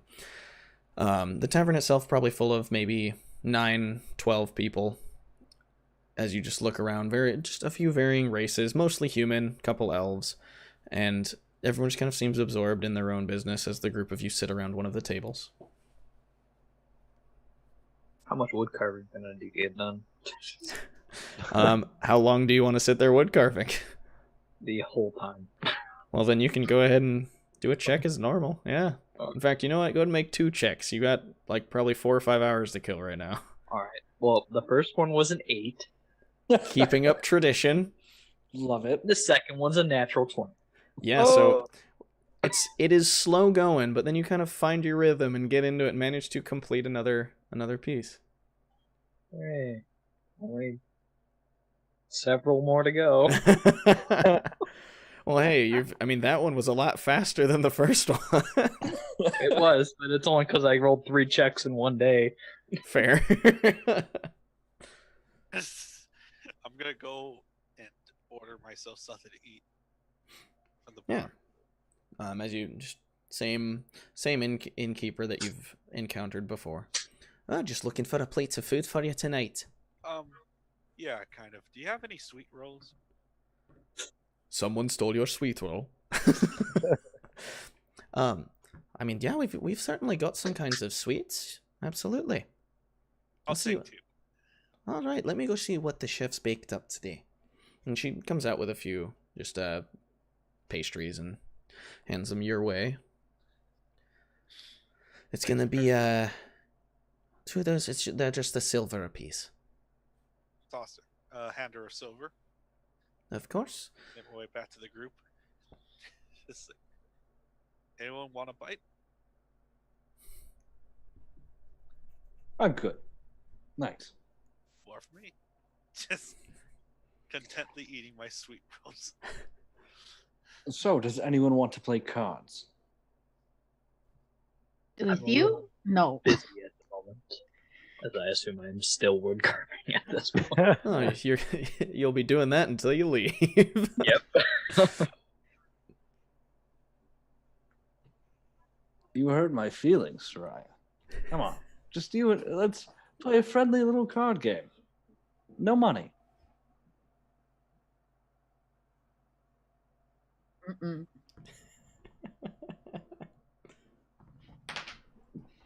I might actually teach Tanith some more of the Mancala equivalent if I can. Well, if Tanith wants to play, you've got more than enough time.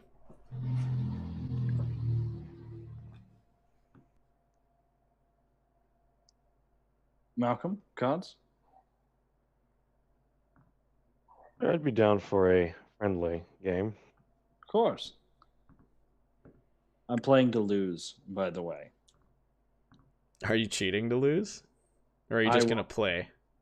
I will cheat to lose. I mean, you could just play and play poorly. You don't have to cheat. But up to you.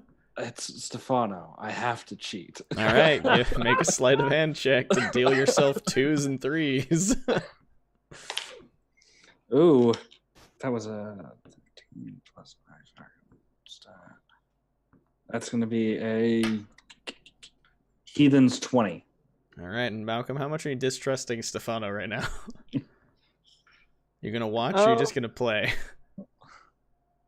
I'm gonna play, but I mean, I've been hearing things from everyone about how Stefano is cheating at everything, so probably gonna keep an eye out, All right, just but make not a say perception anything check. if I notice anything. For sure. And I'd probably be trying to make it like as casual as possible. Right. Also, disadvantage. Not that casually. Well, you're fine because that is only a 17. So That's close. But not quite. So yeah, Yeah. you guys, you play. Stefano loses most of the hands. You don't really see him cheating. You don't see him doing anything abnormal. You're just playing cards and pretty handedly beating him. I'm gonna.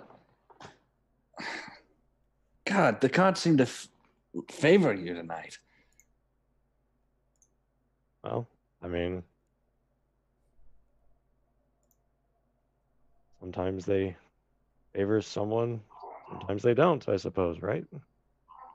Shall we play for coppers?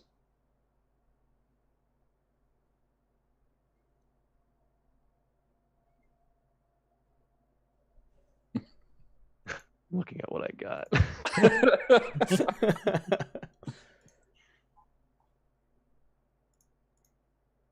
Tell you what, Stefano. I will put 1 silver piece on the table. Silver, that's a big jump up from coppers. Well, I guess I got a match then, huh? I'm playing to lose again. And yes, All right. I'm cheating to lose. All right. Go ahead and throw another perception check and another sleight of hand check. Uh-huh. Oh, I got a nat 1. Well, let's see if I get a nat 1 or not. Nat 1. That would be Nope, amazing. Nope, but it is kind of low. An 11. 11. So, as Stefano starts doing his usual things to deal handedly, in doing so, he just dumps the deck all over the table in a very clear action of trying to deal from the bottom and cards below the top of the deck. and it ends up just spilling all over the table, making a huge scene out of trying to deal improperly. Oh God, you startled me with throwing down a silver when I said copper. Made me really nervous. I'd like to throw a deception check. Can we all turn and look at him at this point? Oh yeah, it is by no means subtle. I don't need to look at him at this point. I know what's happening without even looking. Just head down, carving away, just... Exactly. I'm going to God. reach down and pull off a card from the sweet roll.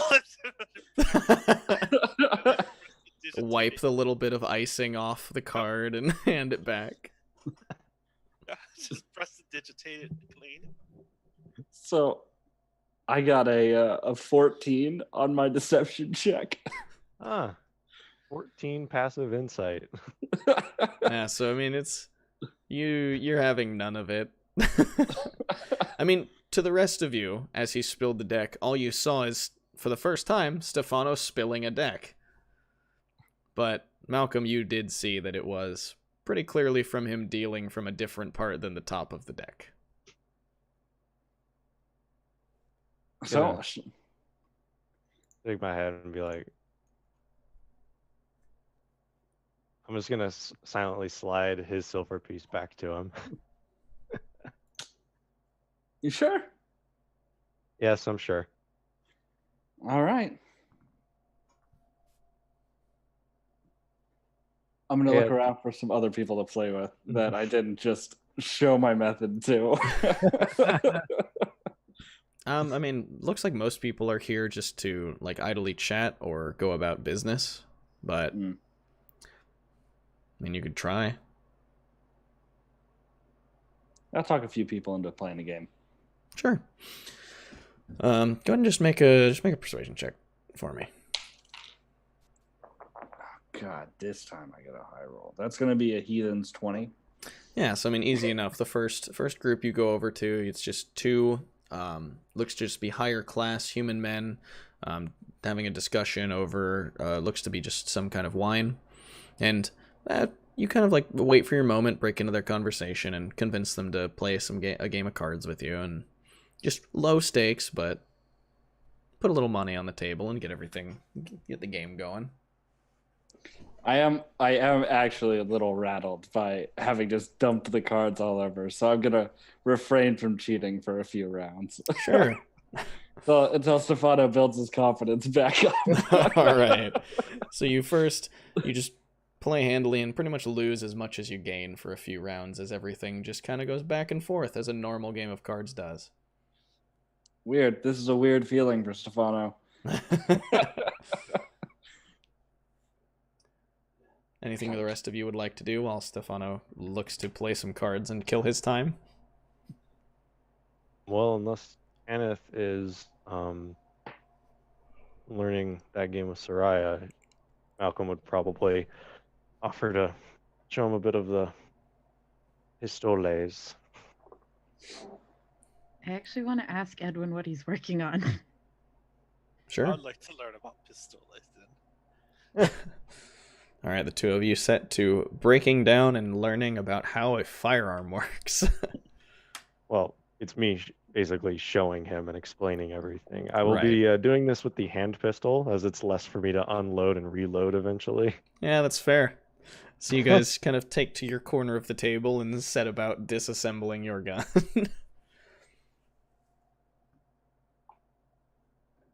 Showing him how it all works, all the parts, where stuff goes, all that. All right.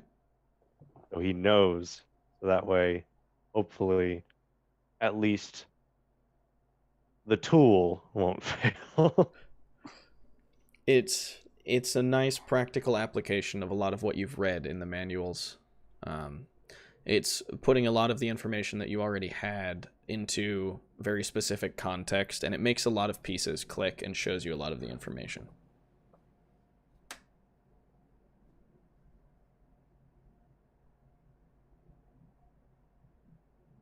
I think you're muted. Hear you.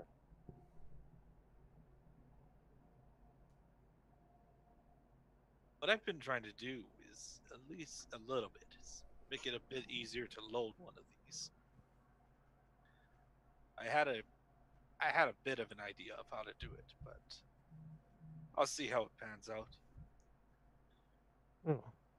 I probably would have also shown him a little bit of how, without showing it off, would have explained it with an unloaded pistol of how when it's firing, a little bit of what Malcolm understands of how it works with the powder and the bullet, all that. Yeah.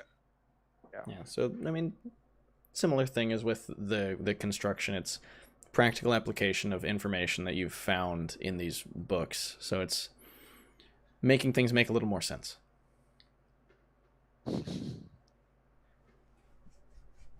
This definitely helps. Maybe I have gone about it a little bit obtusely. Yes, Malcolm would have stressed the small explosion for Yeah, propelling the bullet. in this, you have learned that firearms are built off of a lot of intricacies and specifics, not brute force in a barrel. Very good to know. Ship cannons, on the other hand, are brute force in a barrel. All right, so that's what Tanith and I are doing. Fortunately, I had some outsider input on the loading mechanism. That's good. I'm glad to hear you're not just jumping in without necessary research. But yes, I think I might be onto something though. I'm going to take out the little tiny piece of parchment, much smaller than the one I had used originally. I'm going to kind of wrap it into basically wrap it around my finger and then take it off so it's in a tube shape. See, I had an idea from when we were when I was growing up in Singapore.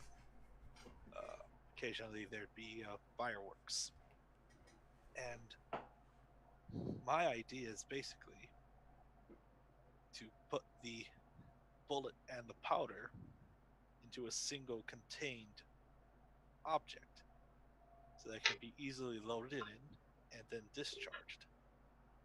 I think it might actually help you with having to load your gun, or at least make it so that you don't have to carry a big horn of powder into battle.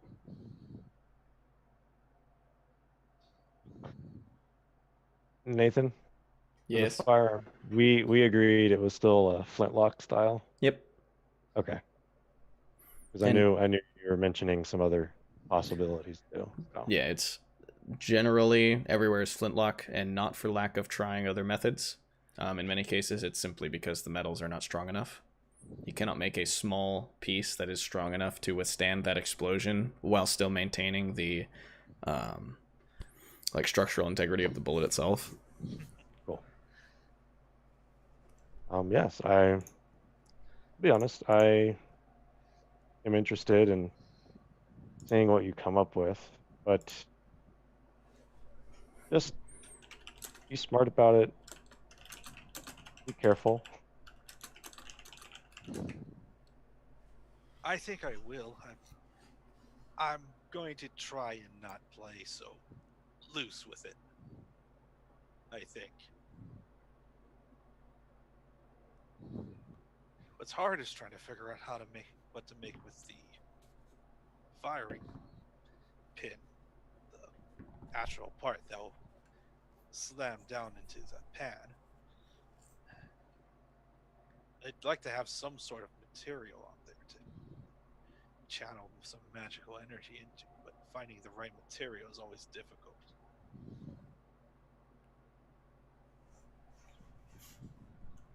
I mean, I just know more about my current weaponry. I'm sure it'll come to you in time with thought and a little bit of experimentation.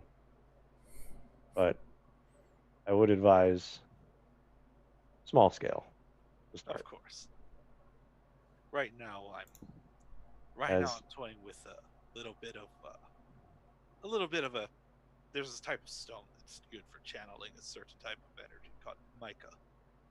I don't know if I can find any around here, but I can look around. It's a bit of a stretch, but it might work. Honestly, I wish there was just a rock that would just be good at channeling magic. They say just, but I doubt I could get my hands on something like that.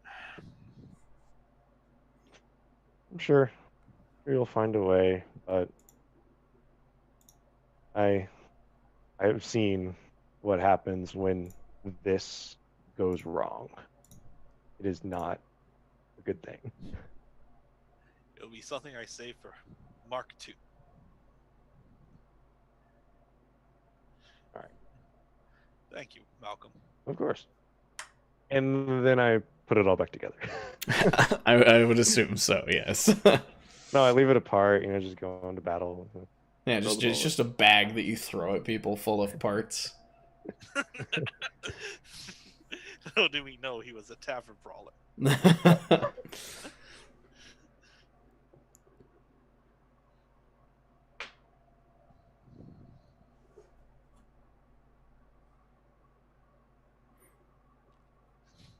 Soraya, you wanted to talk to Edwin a little bit? Oh shit! Sorry, it cut out for a second. I was like, "Why is there no sound?" Yeah, I just wanted to ask him what he's carving because he's been carving the entire time I've known him. Yeah. He has not stopped. I mean, without even asking, you can sort of see that it's obviously wood, but it's sort of what looks to be some sort of small statuette of a bird of some sort. Yeah, that way, so I would be able to say because I'm in the middle of doing it. I'm just gonna look over his shoulder. Is it supposed to be a raven? It matches the rest of your getup, so it was only a guess. Yeah.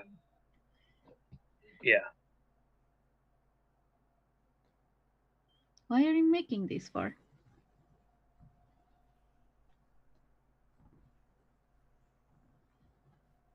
I don't really know, to be honest. But I should probably get them done before we go back.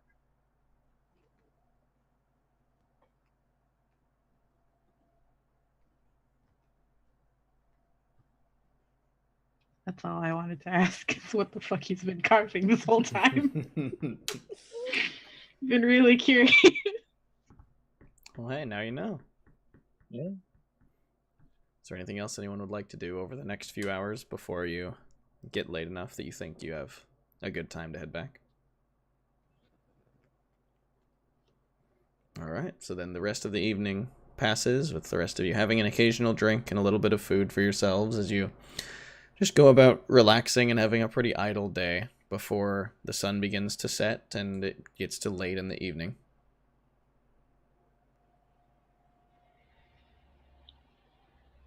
Seems about time.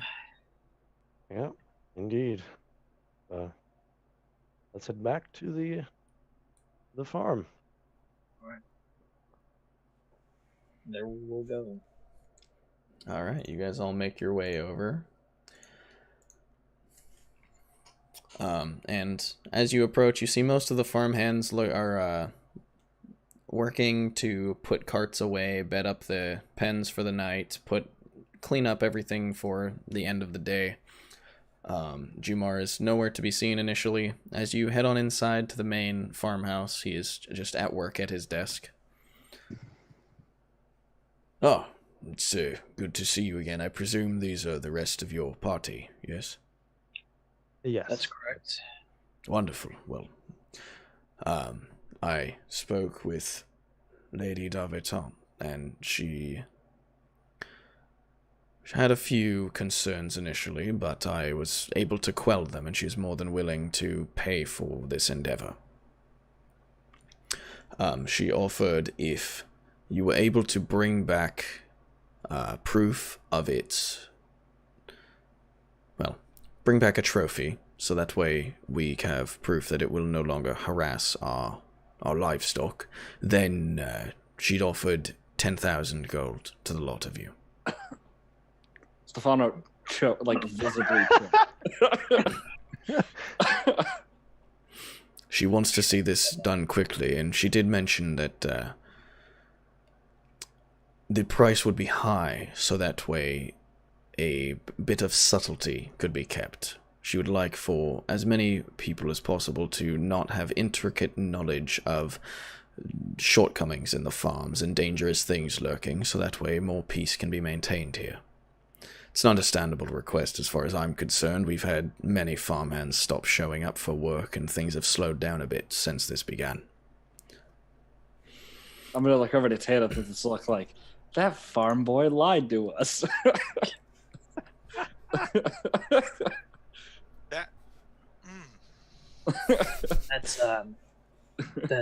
That's agreeable. We can do that.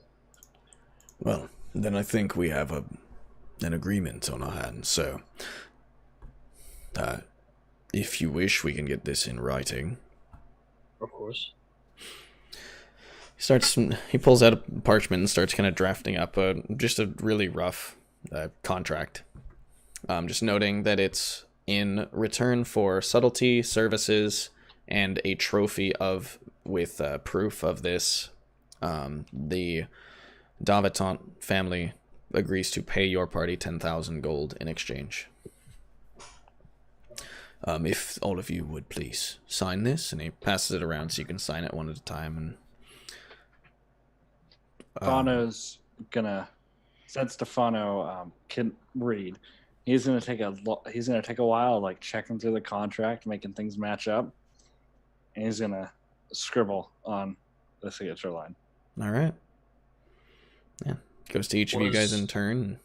Oh. Was there any mention of the bait? She found that agreeable enough.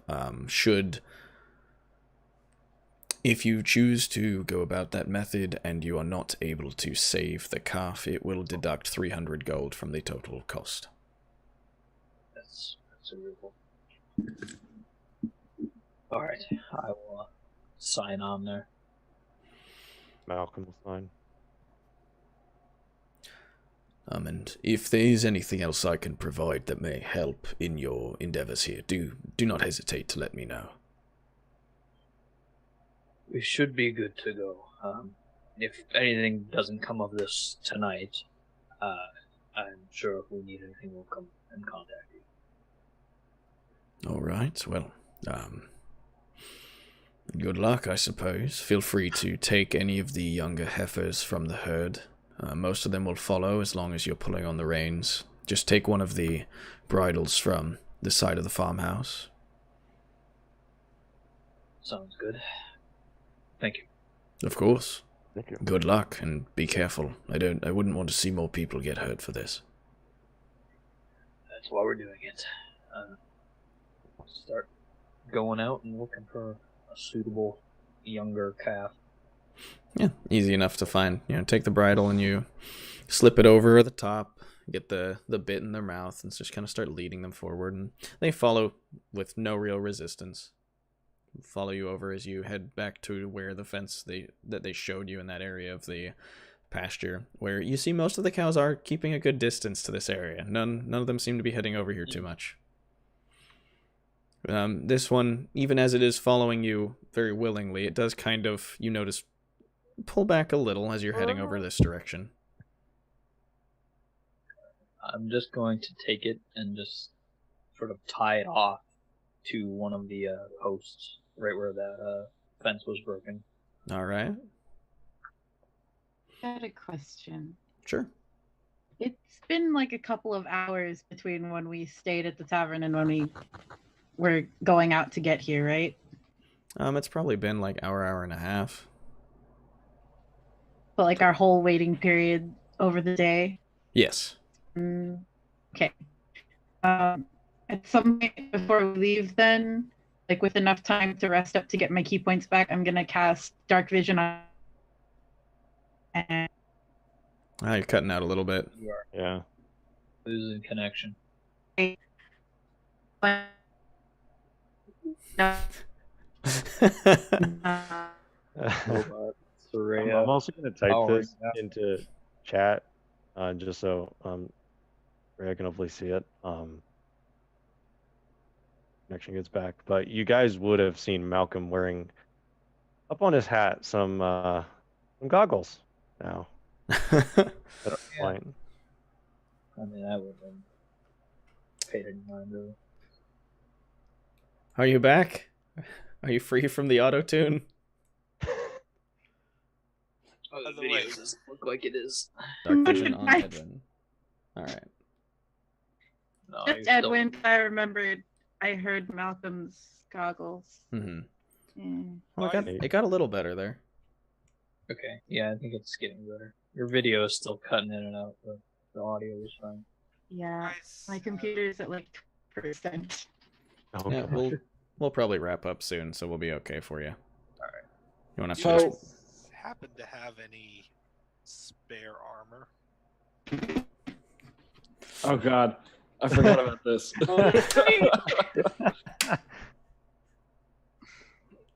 He's a very squishy lizard with us. I'm gonna give him a dagger. No, I have a weapon. I just need and a Do you have a shield? I'd like a shield. I can give you a shield. I will give you my shield. I'll just take my shield off my back and hand it over to him for the time being. All right, you now have Edwin's shield. Unequipped. It's a nice shield. It's a small kite buckler type size shield, so it's not anything special. I now have a decent AC.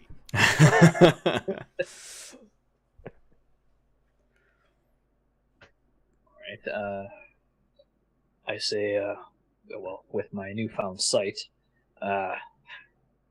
we should spread out a bit. Keep a safer distance. Enough that we have a, there isn't exactly any cover on this, is there? No, this is an open pasture. Alright. Now, I mean, on the plus side, there is none on the other side of the fence either, as the forest has been clear cut for a good 100 feet between here and the start of the woods. I say we move about 100 or so feet back. Well, actually shorter than that, because I only have 60 feet of dark vision. 60 or so feet back. And hopefully we will spot something. I am going to I'm going to try and stealth because this is an open area. I'm going to huddle up in the grass with my short bow and. All right, go ahead and just make a stealth check. I assume we're all stealthing at this point. If we're Yes. trying to hide. Stealth Yeah. checks for everybody that That's wishes an to be stealthy at least. And Pass Malcolm is without now trace. wearing his goggles And yes, on pass his without a trace. Oh, Oh, Oh, with sweet. pass without a trace. That's going to be a 31. I rolled see- pretty well though, so it's okay. How much do we add with pass without a trace? Plus 10. 10. Where's my stuff? Okay. I got 31. Oh. 19. Dang. oh, with pass without a trace, 28. Love it with the plus 10. You're still at a Edwin. You're still at a number you could roll normally. I mean, I have disadvantage and -1. So anything above a 10 for me is pretty good. yeah, that's fantastic. Yeah, I mean 19 is pretty solid. So 19, 2 31s, a 28, and a 17. All right. So you see Tanith and Stefano kind of just and they're hidden in the grass and the cow pies. Everyone just spreads out a little bit. You guys are keeping like 10, 20 feet between you spreading out, or how are you doing this? That's what I assumed. Sure. Yeah. Yeah, so you guys just kind of scoot back and spread out and kind of form like this slight half ring. All of you kind of ducking down low and trying to get into the shadows and low to the ground in the grass as best you can against just this open area of moonlight as the night has started to fully set in, the last bits of light kind of fading from the sky. And there you wait. Would anyone like to do anything specific beyond just waiting and watching? Yes, I would like to notch an arrow to my bow and ready in action to fire upon the next big thing that looks like it could be carrying away cattle. All right. So you are notched bow ready. Anyone else? I am just watching intently because I can't hold an action on a spell that long. Oh, that is true. Same, Let's honestly. see here. All right. Yeah, I'm just waiting. I mean, my pistols are ready, but Right. we must be discreet. So as the night starts to go in, the cow just kind of wanders as far as it can on its bridle, really only moving a couple feet, just kind of munching on the grass. It tries to lay down at one point, and the bridle kind of holds its head up, so it just stands back up and just kind of waits around, and the long night slowly passes with no real event. As first bits of sun begin to trickle over the sky as all of you just wiping the bit of tiredness from your eyes as the cold night passes. There doesn't seem to be any activity. You did not That see we any, no.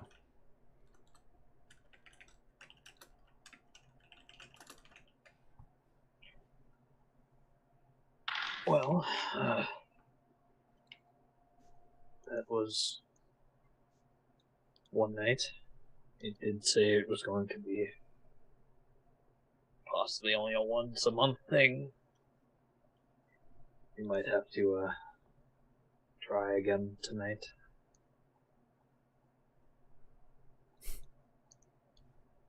Yes. I was expecting it not to have anything happen tonight, but we couldn't have known. Oh, well. Maybe we can get our friend some actual armor than a borrowed shield. True, he does have his own armor on the way, though. I mean, we could. Down. Honestly, I'm used to not having that much on me. The shield helps a lot. Raya brings up a point.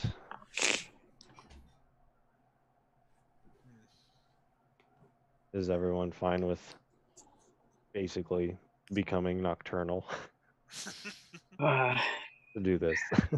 Well, I can keep watch out here, if need be. I mean, it's most likely not going to attack during the day, though. That's the thing.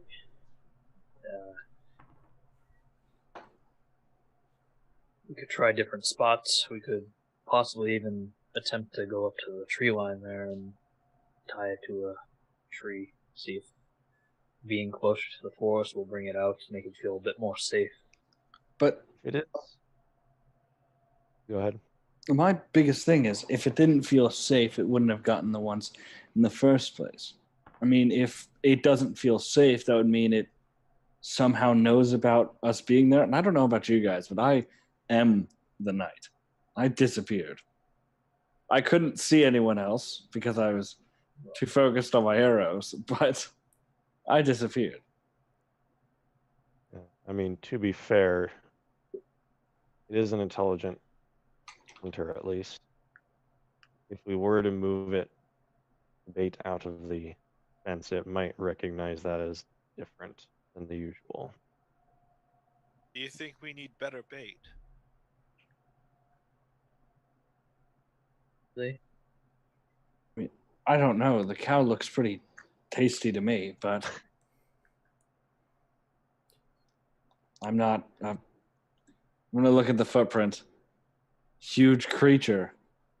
I'm just normal.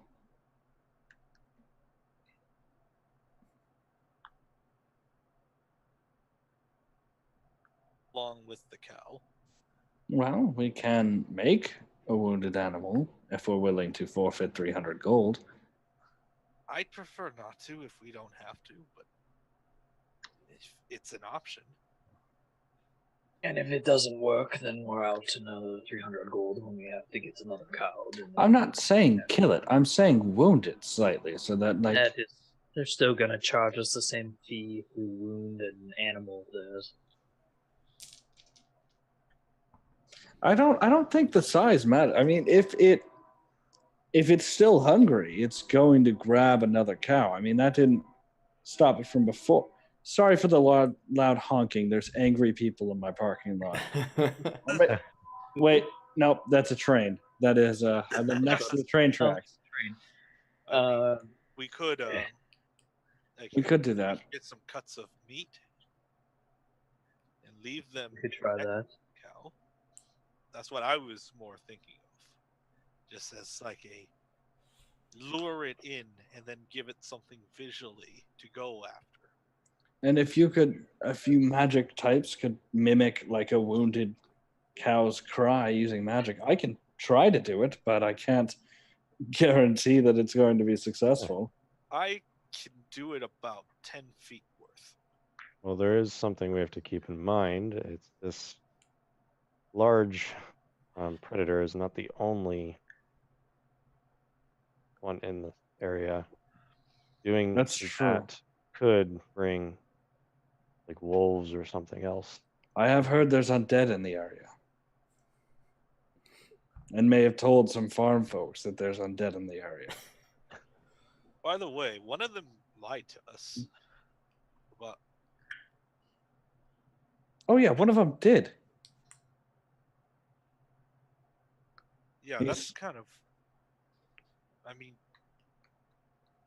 We were investigating, like proper adventurers with a quest, and one of them said that no one had gone missing, like no one left.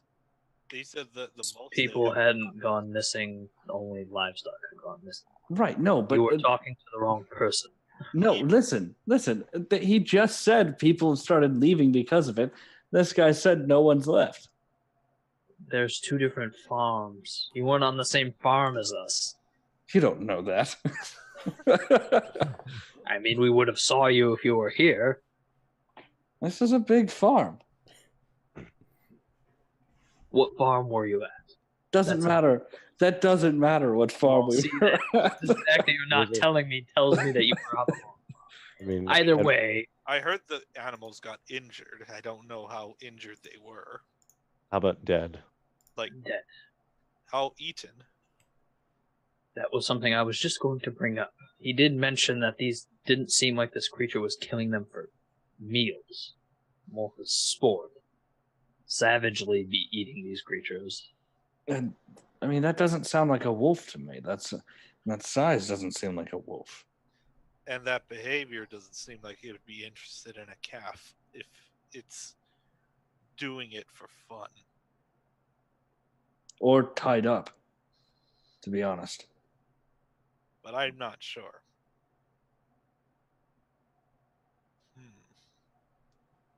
You know what we could do? Would we have the time to set up a realistic looking cow that's not actually a cow? Trojan.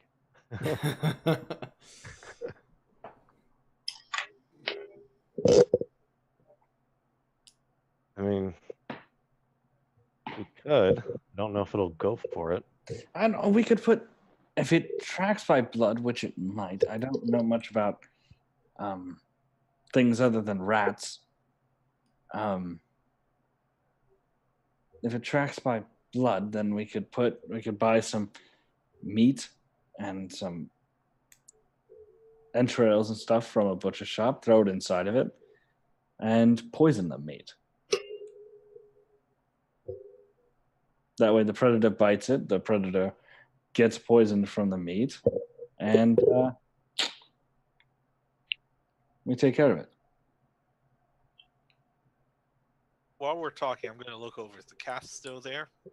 Yeah, calf's still there, just tied to the post. That would have been really bad if during that time I was just gone. I was thinking the exact same thing. It's just the sun is just rising. We were all talking, and it's just gone. all the cows are dead. The entire field. So we just disappear? Yeah. Figured out. Either way, we need to sleep, get some rest before we come back tomorrow night. Looking around, does it look like the guy we were talking to is maybe it's about time for him to arrive at the farm, possibly? I mean, judging by a lot of things, he probably lives here. Okay. He probably lives in like the second story of the farmhouse somewhere. Because you never, like, as everyone was leaving, he seemed like he was still just staying. Okay. But I mean, you are seeing people begin to arrive. Yes. We definitely need our rest, especially if we're going to take this out again tonight. I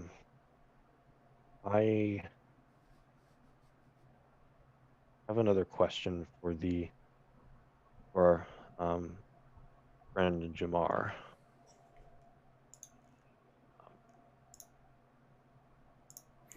I'm gonna get up and I'm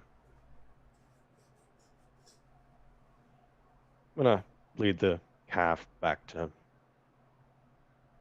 where it should be back at. And Right. You go ahead and lead the calf back to the field and take the bridle off and just let it run with everything else as you return back to the farmhouse, and you see Jumar begins his initial is there starting to do some of his morning duties and send people out to their initial tasks of the day. First off, is anyone else with me, or is this just me doing this? I would have followed. I assume we're all going to follow you. I mean, we don't really have anywhere else to go. Yep, Surya too. Okay. Everybody's with you. Yep. Yep. All right.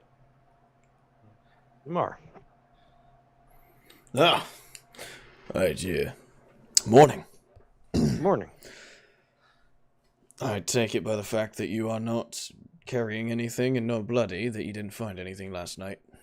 Yeah, it was an uneventful night, but it would have been really fruitful if anything had happened the first night.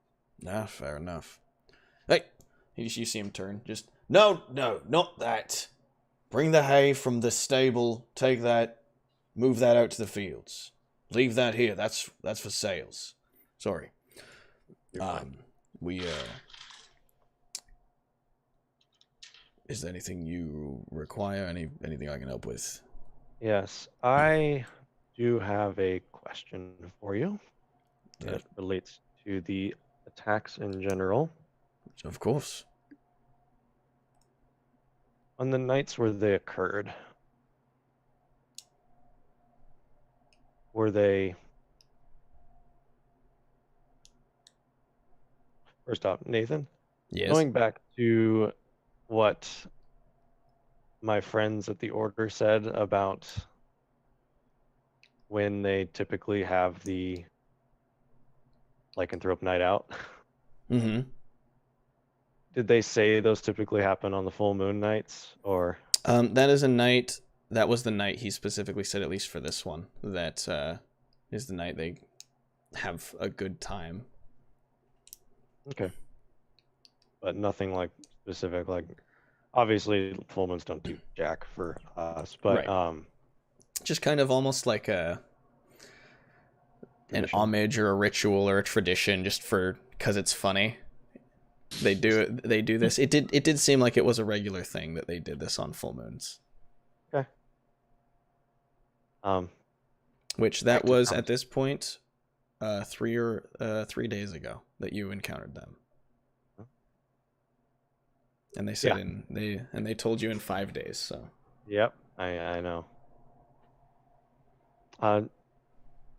Jamar, on the nights that the attacks occur, does it Is the moon typically full? I mean, I can't say typically. It's happened more often than once a month before. In fact, plenty of times it's happened more often than once a month. But I mean, it's probably happened at least once or twice on a full moon night, sure. Once or twice, okay. But otherwise, it doesn't really matter. Just Well, I can't say it's been for more than probably 2 or 3 months, and at least for 2 of them, I'd say it probably was a full moon on top of the other times it happened. okay. Was just wondering. Oh, I mean, come to think of it, that is a bit of a coincidence, isn't it? But hey, Yeah, because we've all heard the tales. I just wanted to see if there was more of a pattern, but yeah. I wish there was a pattern. I wish there was something to go off of, but we're kind of left in the dark on this one. yes, indeed. Thank you. As far as I'm aware, we will return again tonight to try again. All right. Well, I mean, like I said, last night, you know where everything is now, so don't feel the need to come talk to me unless you have something question or you want to. You're free to just go about your business. Well, thank you. Hope you have a fruitful day on the farm. Always do. And he turns just, hey! What the fuck did I... And you hear him start yelling at farmhands for a moment as he goes off. All right. I'd like to just throw an insight check on this guy. Sure, what are you looking for? I don't know. Something about him is kind of like I want to see if there's like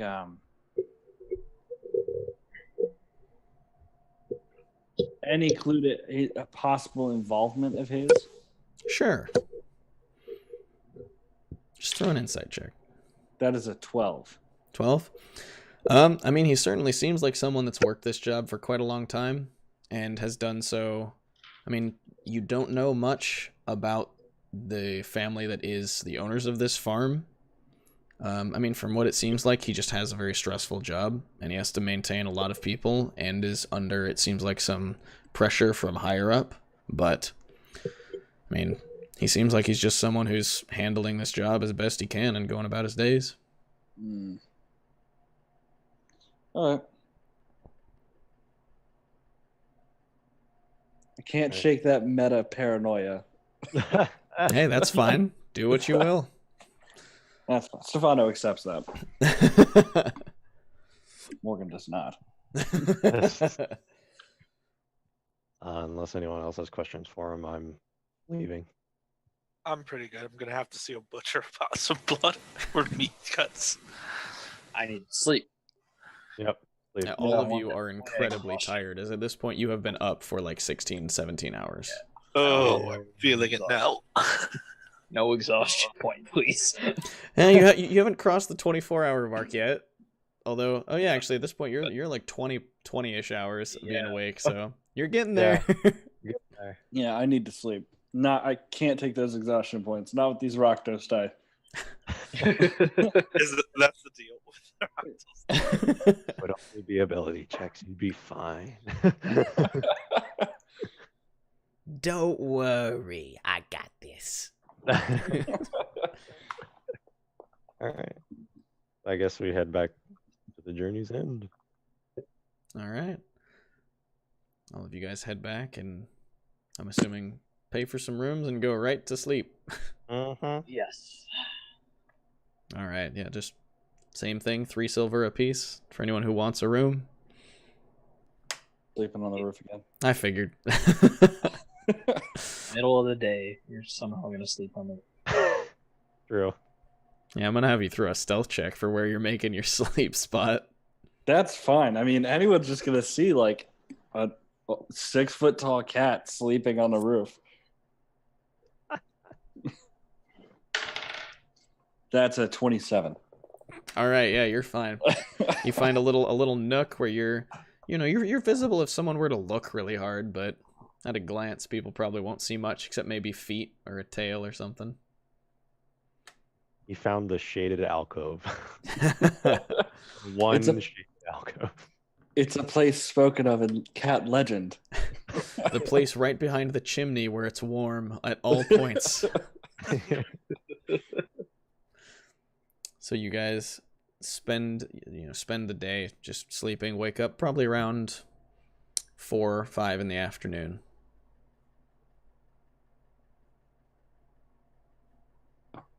Oh. How are we gonna deal with this then? That is, well, I mean, try a different part of the field nearby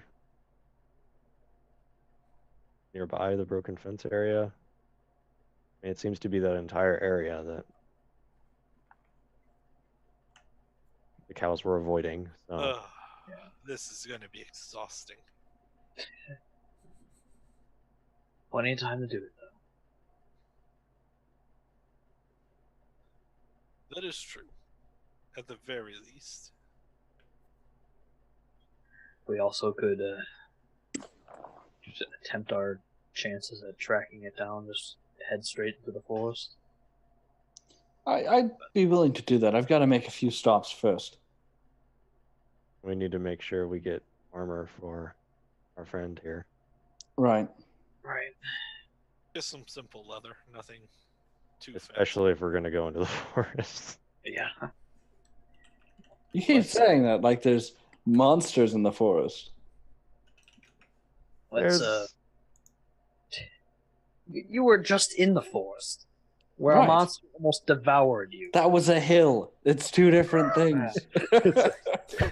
It's fine. It was just a hill. How many hills can come alive and eat you? Apparently, one. At least one. Yeah, that's it. What are the chances of us running into it? Next encounter is nothing but shambling mounds. What? I would never. Well, let's get our things situated and finished, and then we will. I don't know. Seems like we should get this done as quickly as possible so we can head out before the light takes away, since we have much less than normal. Well, here's the thing. If we're going to go out into the forest at night, what's to say it won't just bypass us and go straight for the cows? We could spread out. It's a good idea. I don't know if it knows we're searching for it yet, though. And if it does, then it's much smarter than we anticipate. And even then, Doesn't it? It won't matter. couldn't we leave someone back with I don't know, a signal? I could light a fire to a crossbow bolt, give my nifty little hand crossbow here, just whoever's staying back, and they fire it in the sky. We are trying to be a bit subtle about this, and I don't think splitting up is the right way to do it, especially with a signal like that. Fair. Either way, let's finish what we need to finish, and then we'll head over and figure it out there. Sounds good to me. Tanith, I got some more friends I need to introduce you to. Ah, okay. Let us go. Yes, let's go. Oh, you're coming with us, Edwin. Yes, I am. We need to finish these things quickly. So we Okay. should all go to stick together, that we don't have people going to the wrong farm again. You can't prove we went to the wrong Either way, farm. just let's finish this. To be We fair, need to we keep did see them coming from the green farm. True. Either way, we need to do our things before the light is gone. We don't have as many hours as we would in a typical day to do this. Fair. All right. So, do I know of a guy who makes leather armor? Yeah. Leather worker. Yeah, there are plenty of leather workers in the city. Do I know one that works with the clasp?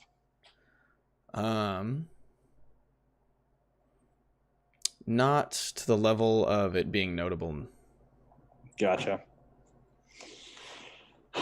All right. Go to a leather worker. Yeah. For the So I mean, leather just armor. to get leather armor would just run you about 10 gold for a set.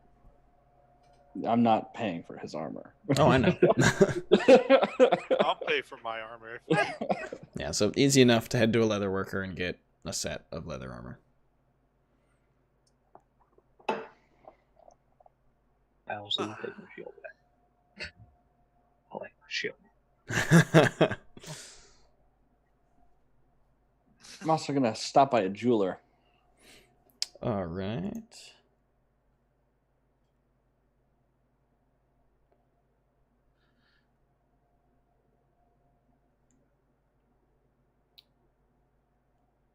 I swear we did that before, but I can't find my note that we did. I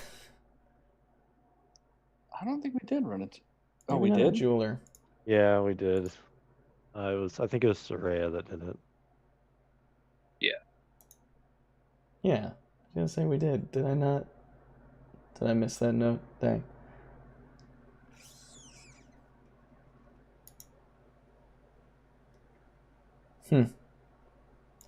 By chance, did you note what its name was, Soraya?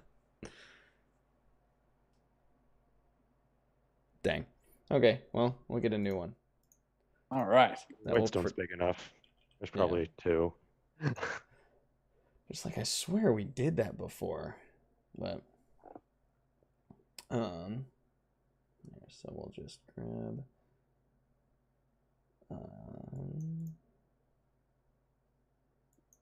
Excuse me. okay, so here. I want to note this one now. So you make your way over to a place called Stone Cycle. It's a single-story stone building with you see kind of this nicer wooden trim for all of the furnishings, the windows, the doors. As you enter inside, it's a relatively nicer end shop where all of the items are presented on these nice wooden shelvings that are well oiled and cleaned, and everything is presented in this very nice manner.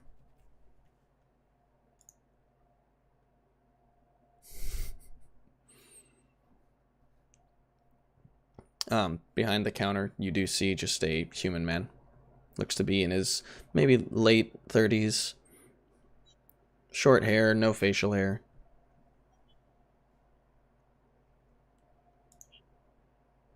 I'm not gonna walk up to him at first. I'm just gonna be walking around looking at what wares he does have on display. It's mostly just like rings, necklaces, some things a little more intricate. There's like engraved medals of plaques or smaller items. Looking at him, he doesn't really look up from his work. He's got this larger magnifying glass in front of him and some fine tools in his hands, and he's working with something very delicate and doing a lot of small movements.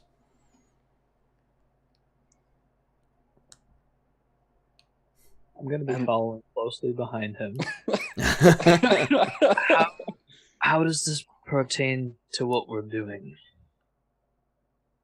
I didn't say it had to do with what we were doing. I said I had some errands. If you want to leave, you're free to leave. No, it's just that we should all be doing this, and we only have maybe 3 hours of sunlight, unlike the normal 12 we typically have. All right. So go on your errands. It'd be much faster if we split up. I don't have any errands. I need you all to come with me so we can finish this and hopefully figure out a plan so that this errand of ours can actually be done. All right. Fine, but I'm going to mark that I was rushed.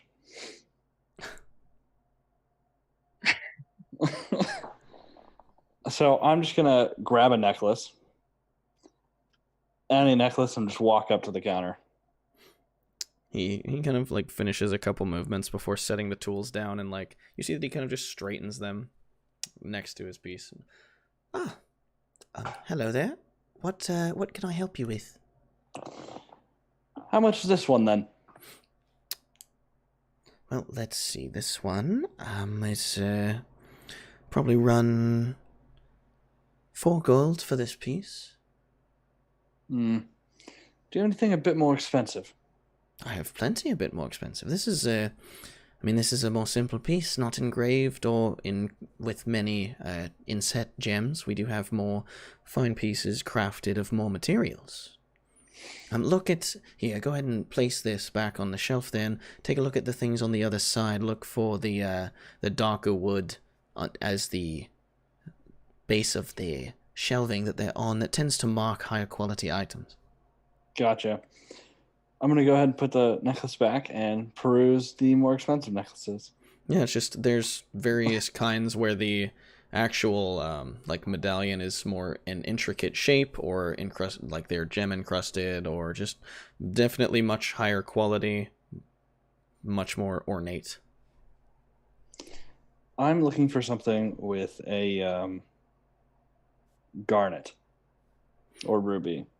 Sure, there's quite a few ruby things. Garnet, there might be one or two, but ruby is at least a more commonly requested material, so they tend to have more already made.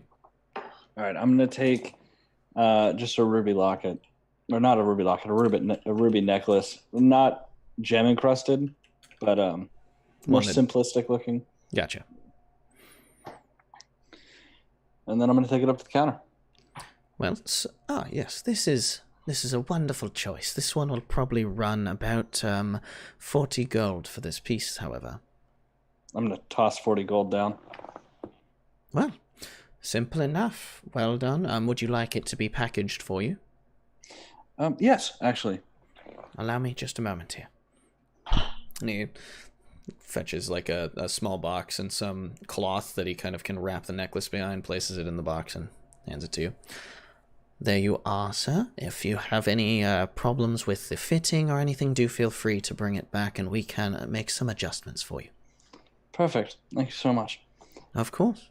I'm going to put the locket away, turn to Evan. All right, now we can go. All right, let's go. All right, you guys make your way back over outside of the city to the farm, same as before.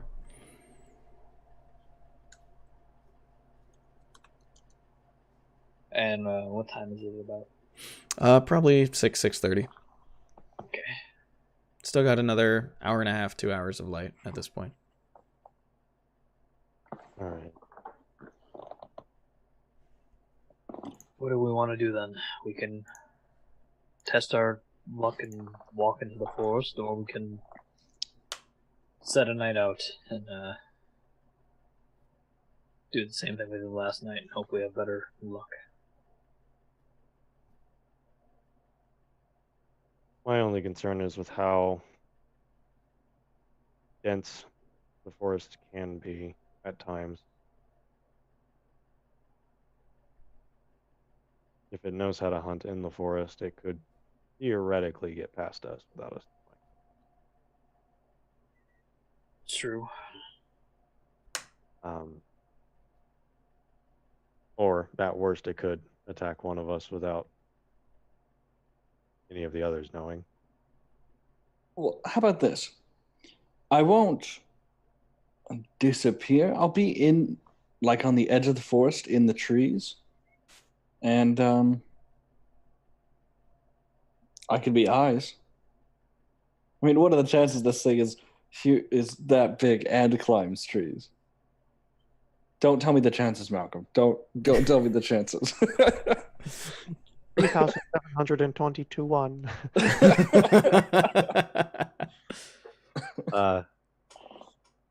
But I was actually thinking maybe like some of us could be hiding in the field, some of us could be out in the trees, because there'll be more to hide behind in the forest. Sure. And there is that entire clearing just to get to the fence. So we'll obviously know if it comes out and is heading towards the farm. Right. My only thing is if something happens at one end, the other half of the party is at the other. Well, we should have at least one ranged person per group. So I'll be with the group that's in the forest, since I can fire quite a distance. That way I can at least hopefully distract the beast if something happens with you. Or I can fire arrows from up in the trees if something happens with us.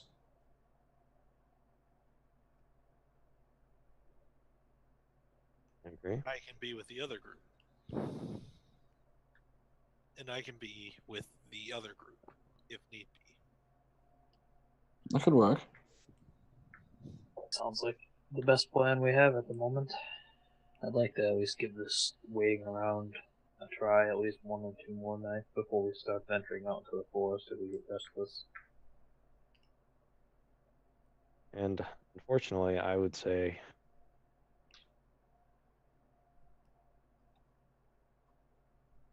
I would have to probably be with the forest group because if I'm at range, it's loud. Correct. It's true. Unfortunately, I mean, we very well might lose because we don't know how fast this thing. Oh, we could very well lose bait before we can either track it or get to it. Well,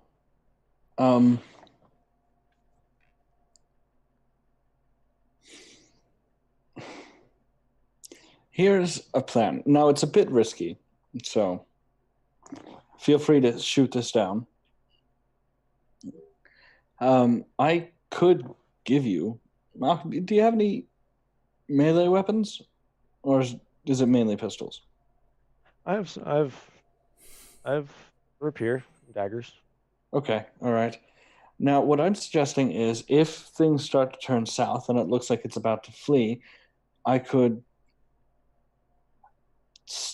drop down on it and attempt to leave a trail. You're not going to get on another creature's head, are you? You can't control what I do.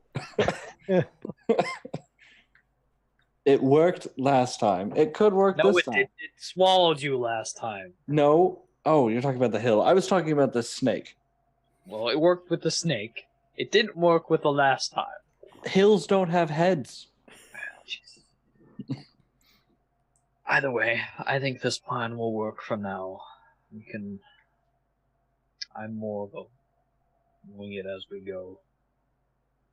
This creature isn't going to exactly... If it's intelligent, it's not going to fall for a trap like this. But if it's not, then I'm just hopefully hoping. bait will be enough. We just need to be spread out enough that it can't get away. I'm just hoping that if we're spread out more, maybe it won't notice us as easily. That's true as well. As long as we're all in sight of that bait, we should be fine. Which the people hiding in the pasture field will be, that's easy. People in the forest are going to be out of distance of that because it's at least 100 feet. But if they see it come out of the forest, They're prepared for when it comes up to us. That should be something we follow through right now. If you see that creature coming towards the bait, don't engage it until it is right on that bait. That way, we're all in agreement on where it's happening. That way, you two won't just attack the creature and it'll run away. So we wait for it to be As close to the baits as possible. That way, everybody that is in the field can see it as well. It can attack it once, and we can all make sure that it doesn't get away. How far away is the edge of the forest from the field? From the fence, it's somewhere between 80 and 100 feet. Oh, sweet. That's within distance. All right. technically that's in range of my pistols too, but I'll be at disadvantage. Well, I also have javelins if you need to use them. one of every goddamn weapon. Do you need a I'm great like- axe? I just have that in my back pocket. Oh, well, I don't have a great axe, but I have a great sword. Well, that too. We had a warlock. No. What are you talking about? Stefano provides all of your weapon needs. I do have a long reach with my firebolt, so I can help lay down some fire. I think we're good. I mean, we also have to decide if we're going to try and engage it in the farm field or in the outside of that. I'd say it's best to get it as close to the bait as possible. If it has to go through the fence or get on the other side of the fence, that's probably better for us. 5 less ways to get out.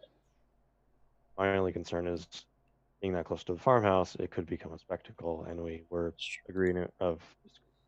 Well, it seems to me that most of these people leave for the night. It's really just, what's his name? Jumar? Yeah. He's the only one who stays.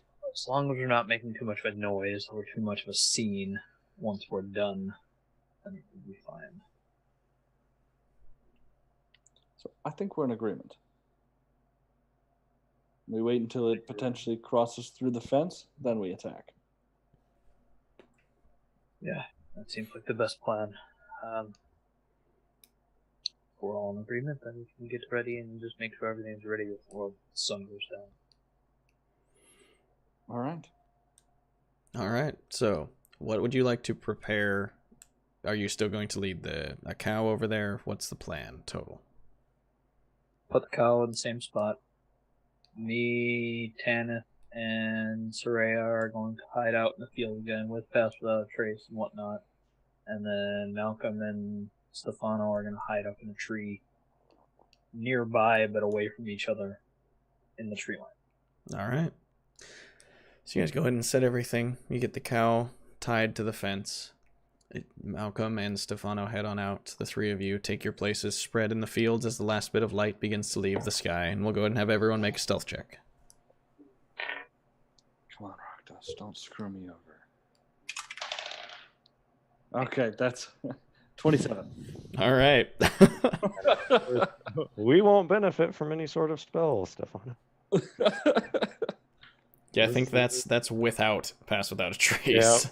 Yeah, that's Also known as rogues. Yeah. I got a 19.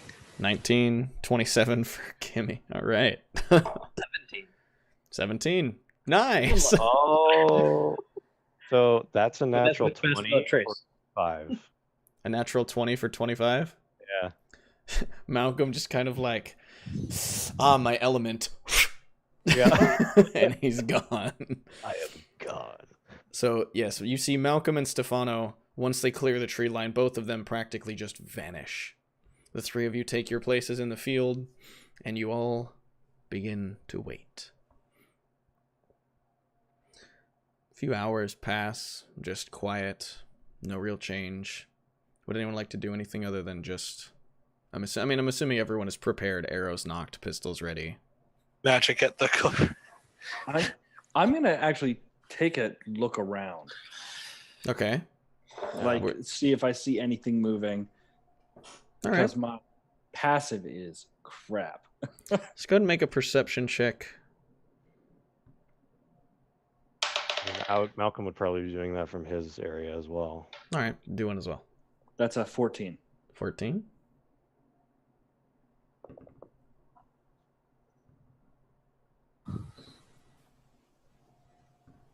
Unless you allow me to do hearing, I am not paying attention to anything sight-wise. No, not in this form at least. Okay. So, you guys, there's plenty of sounds from the woods. Plenty of small little shadows moving, plenty of flecks of moonlight that make it a little hard to really get a bead on anything. So it's, while, the woods are alive around you, there's nothing specific, or at the very least, nothing very large that you can see at the moment.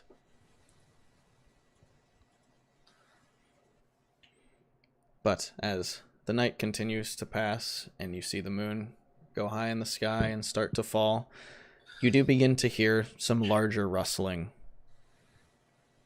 that initially just kind of begins as this small shaking, this the underbrush shifting and moving in this. Occasionally, you hear larger sounds. Think branches cracking with the.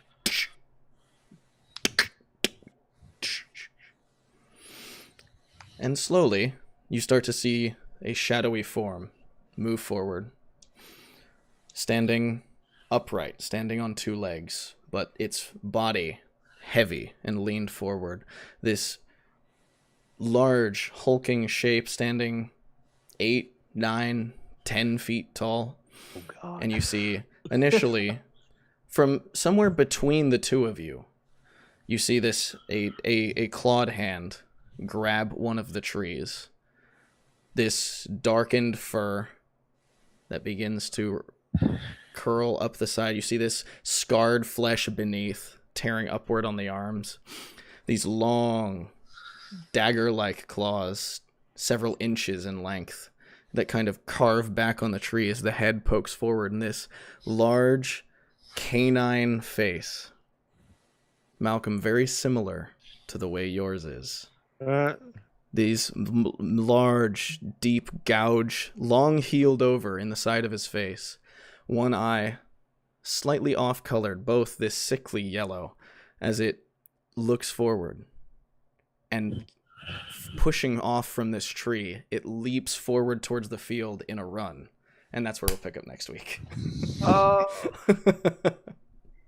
Leave it on a cliff. Quick question. Upon seeing that, would I gather that it's probably not a fellow blood hunter? You have no idea. No idea. Oh God. I'm just hoping none of us pick up lycanthropy in this fight. I also have a quick question. Are werewolves humanoids? I believe so. In 5th edition, I believe they are. Let me take Okay. a look. I just need to know that because I want to know if I can actually cast Hold Person on it. Let me double check that. I believe they are. I believe in 5th, yes, they are humanoids. Okay. It's just, yeah, they always get the list where it's like medium humanoid, human shape changer, and it's like, all right. Yeah. Yeah. So it is a humanoid while it is in human or hybrid form. Okay, cool. That's all I needed to know. I didn't want to be like, oh yeah, there's a monster coming. Let's cast Hold Person on it. It's like, And then it just immediately failed. fair. Well, there we go. We have something fun to kick off next time. But Oh man. thank you everybody for watching. This has been a very interesting episode filled with, finally, we're getting back to a little bit of combat after lots of shopping and role-playing. Yes. But that is where we'll pick up next week. So thank you everybody.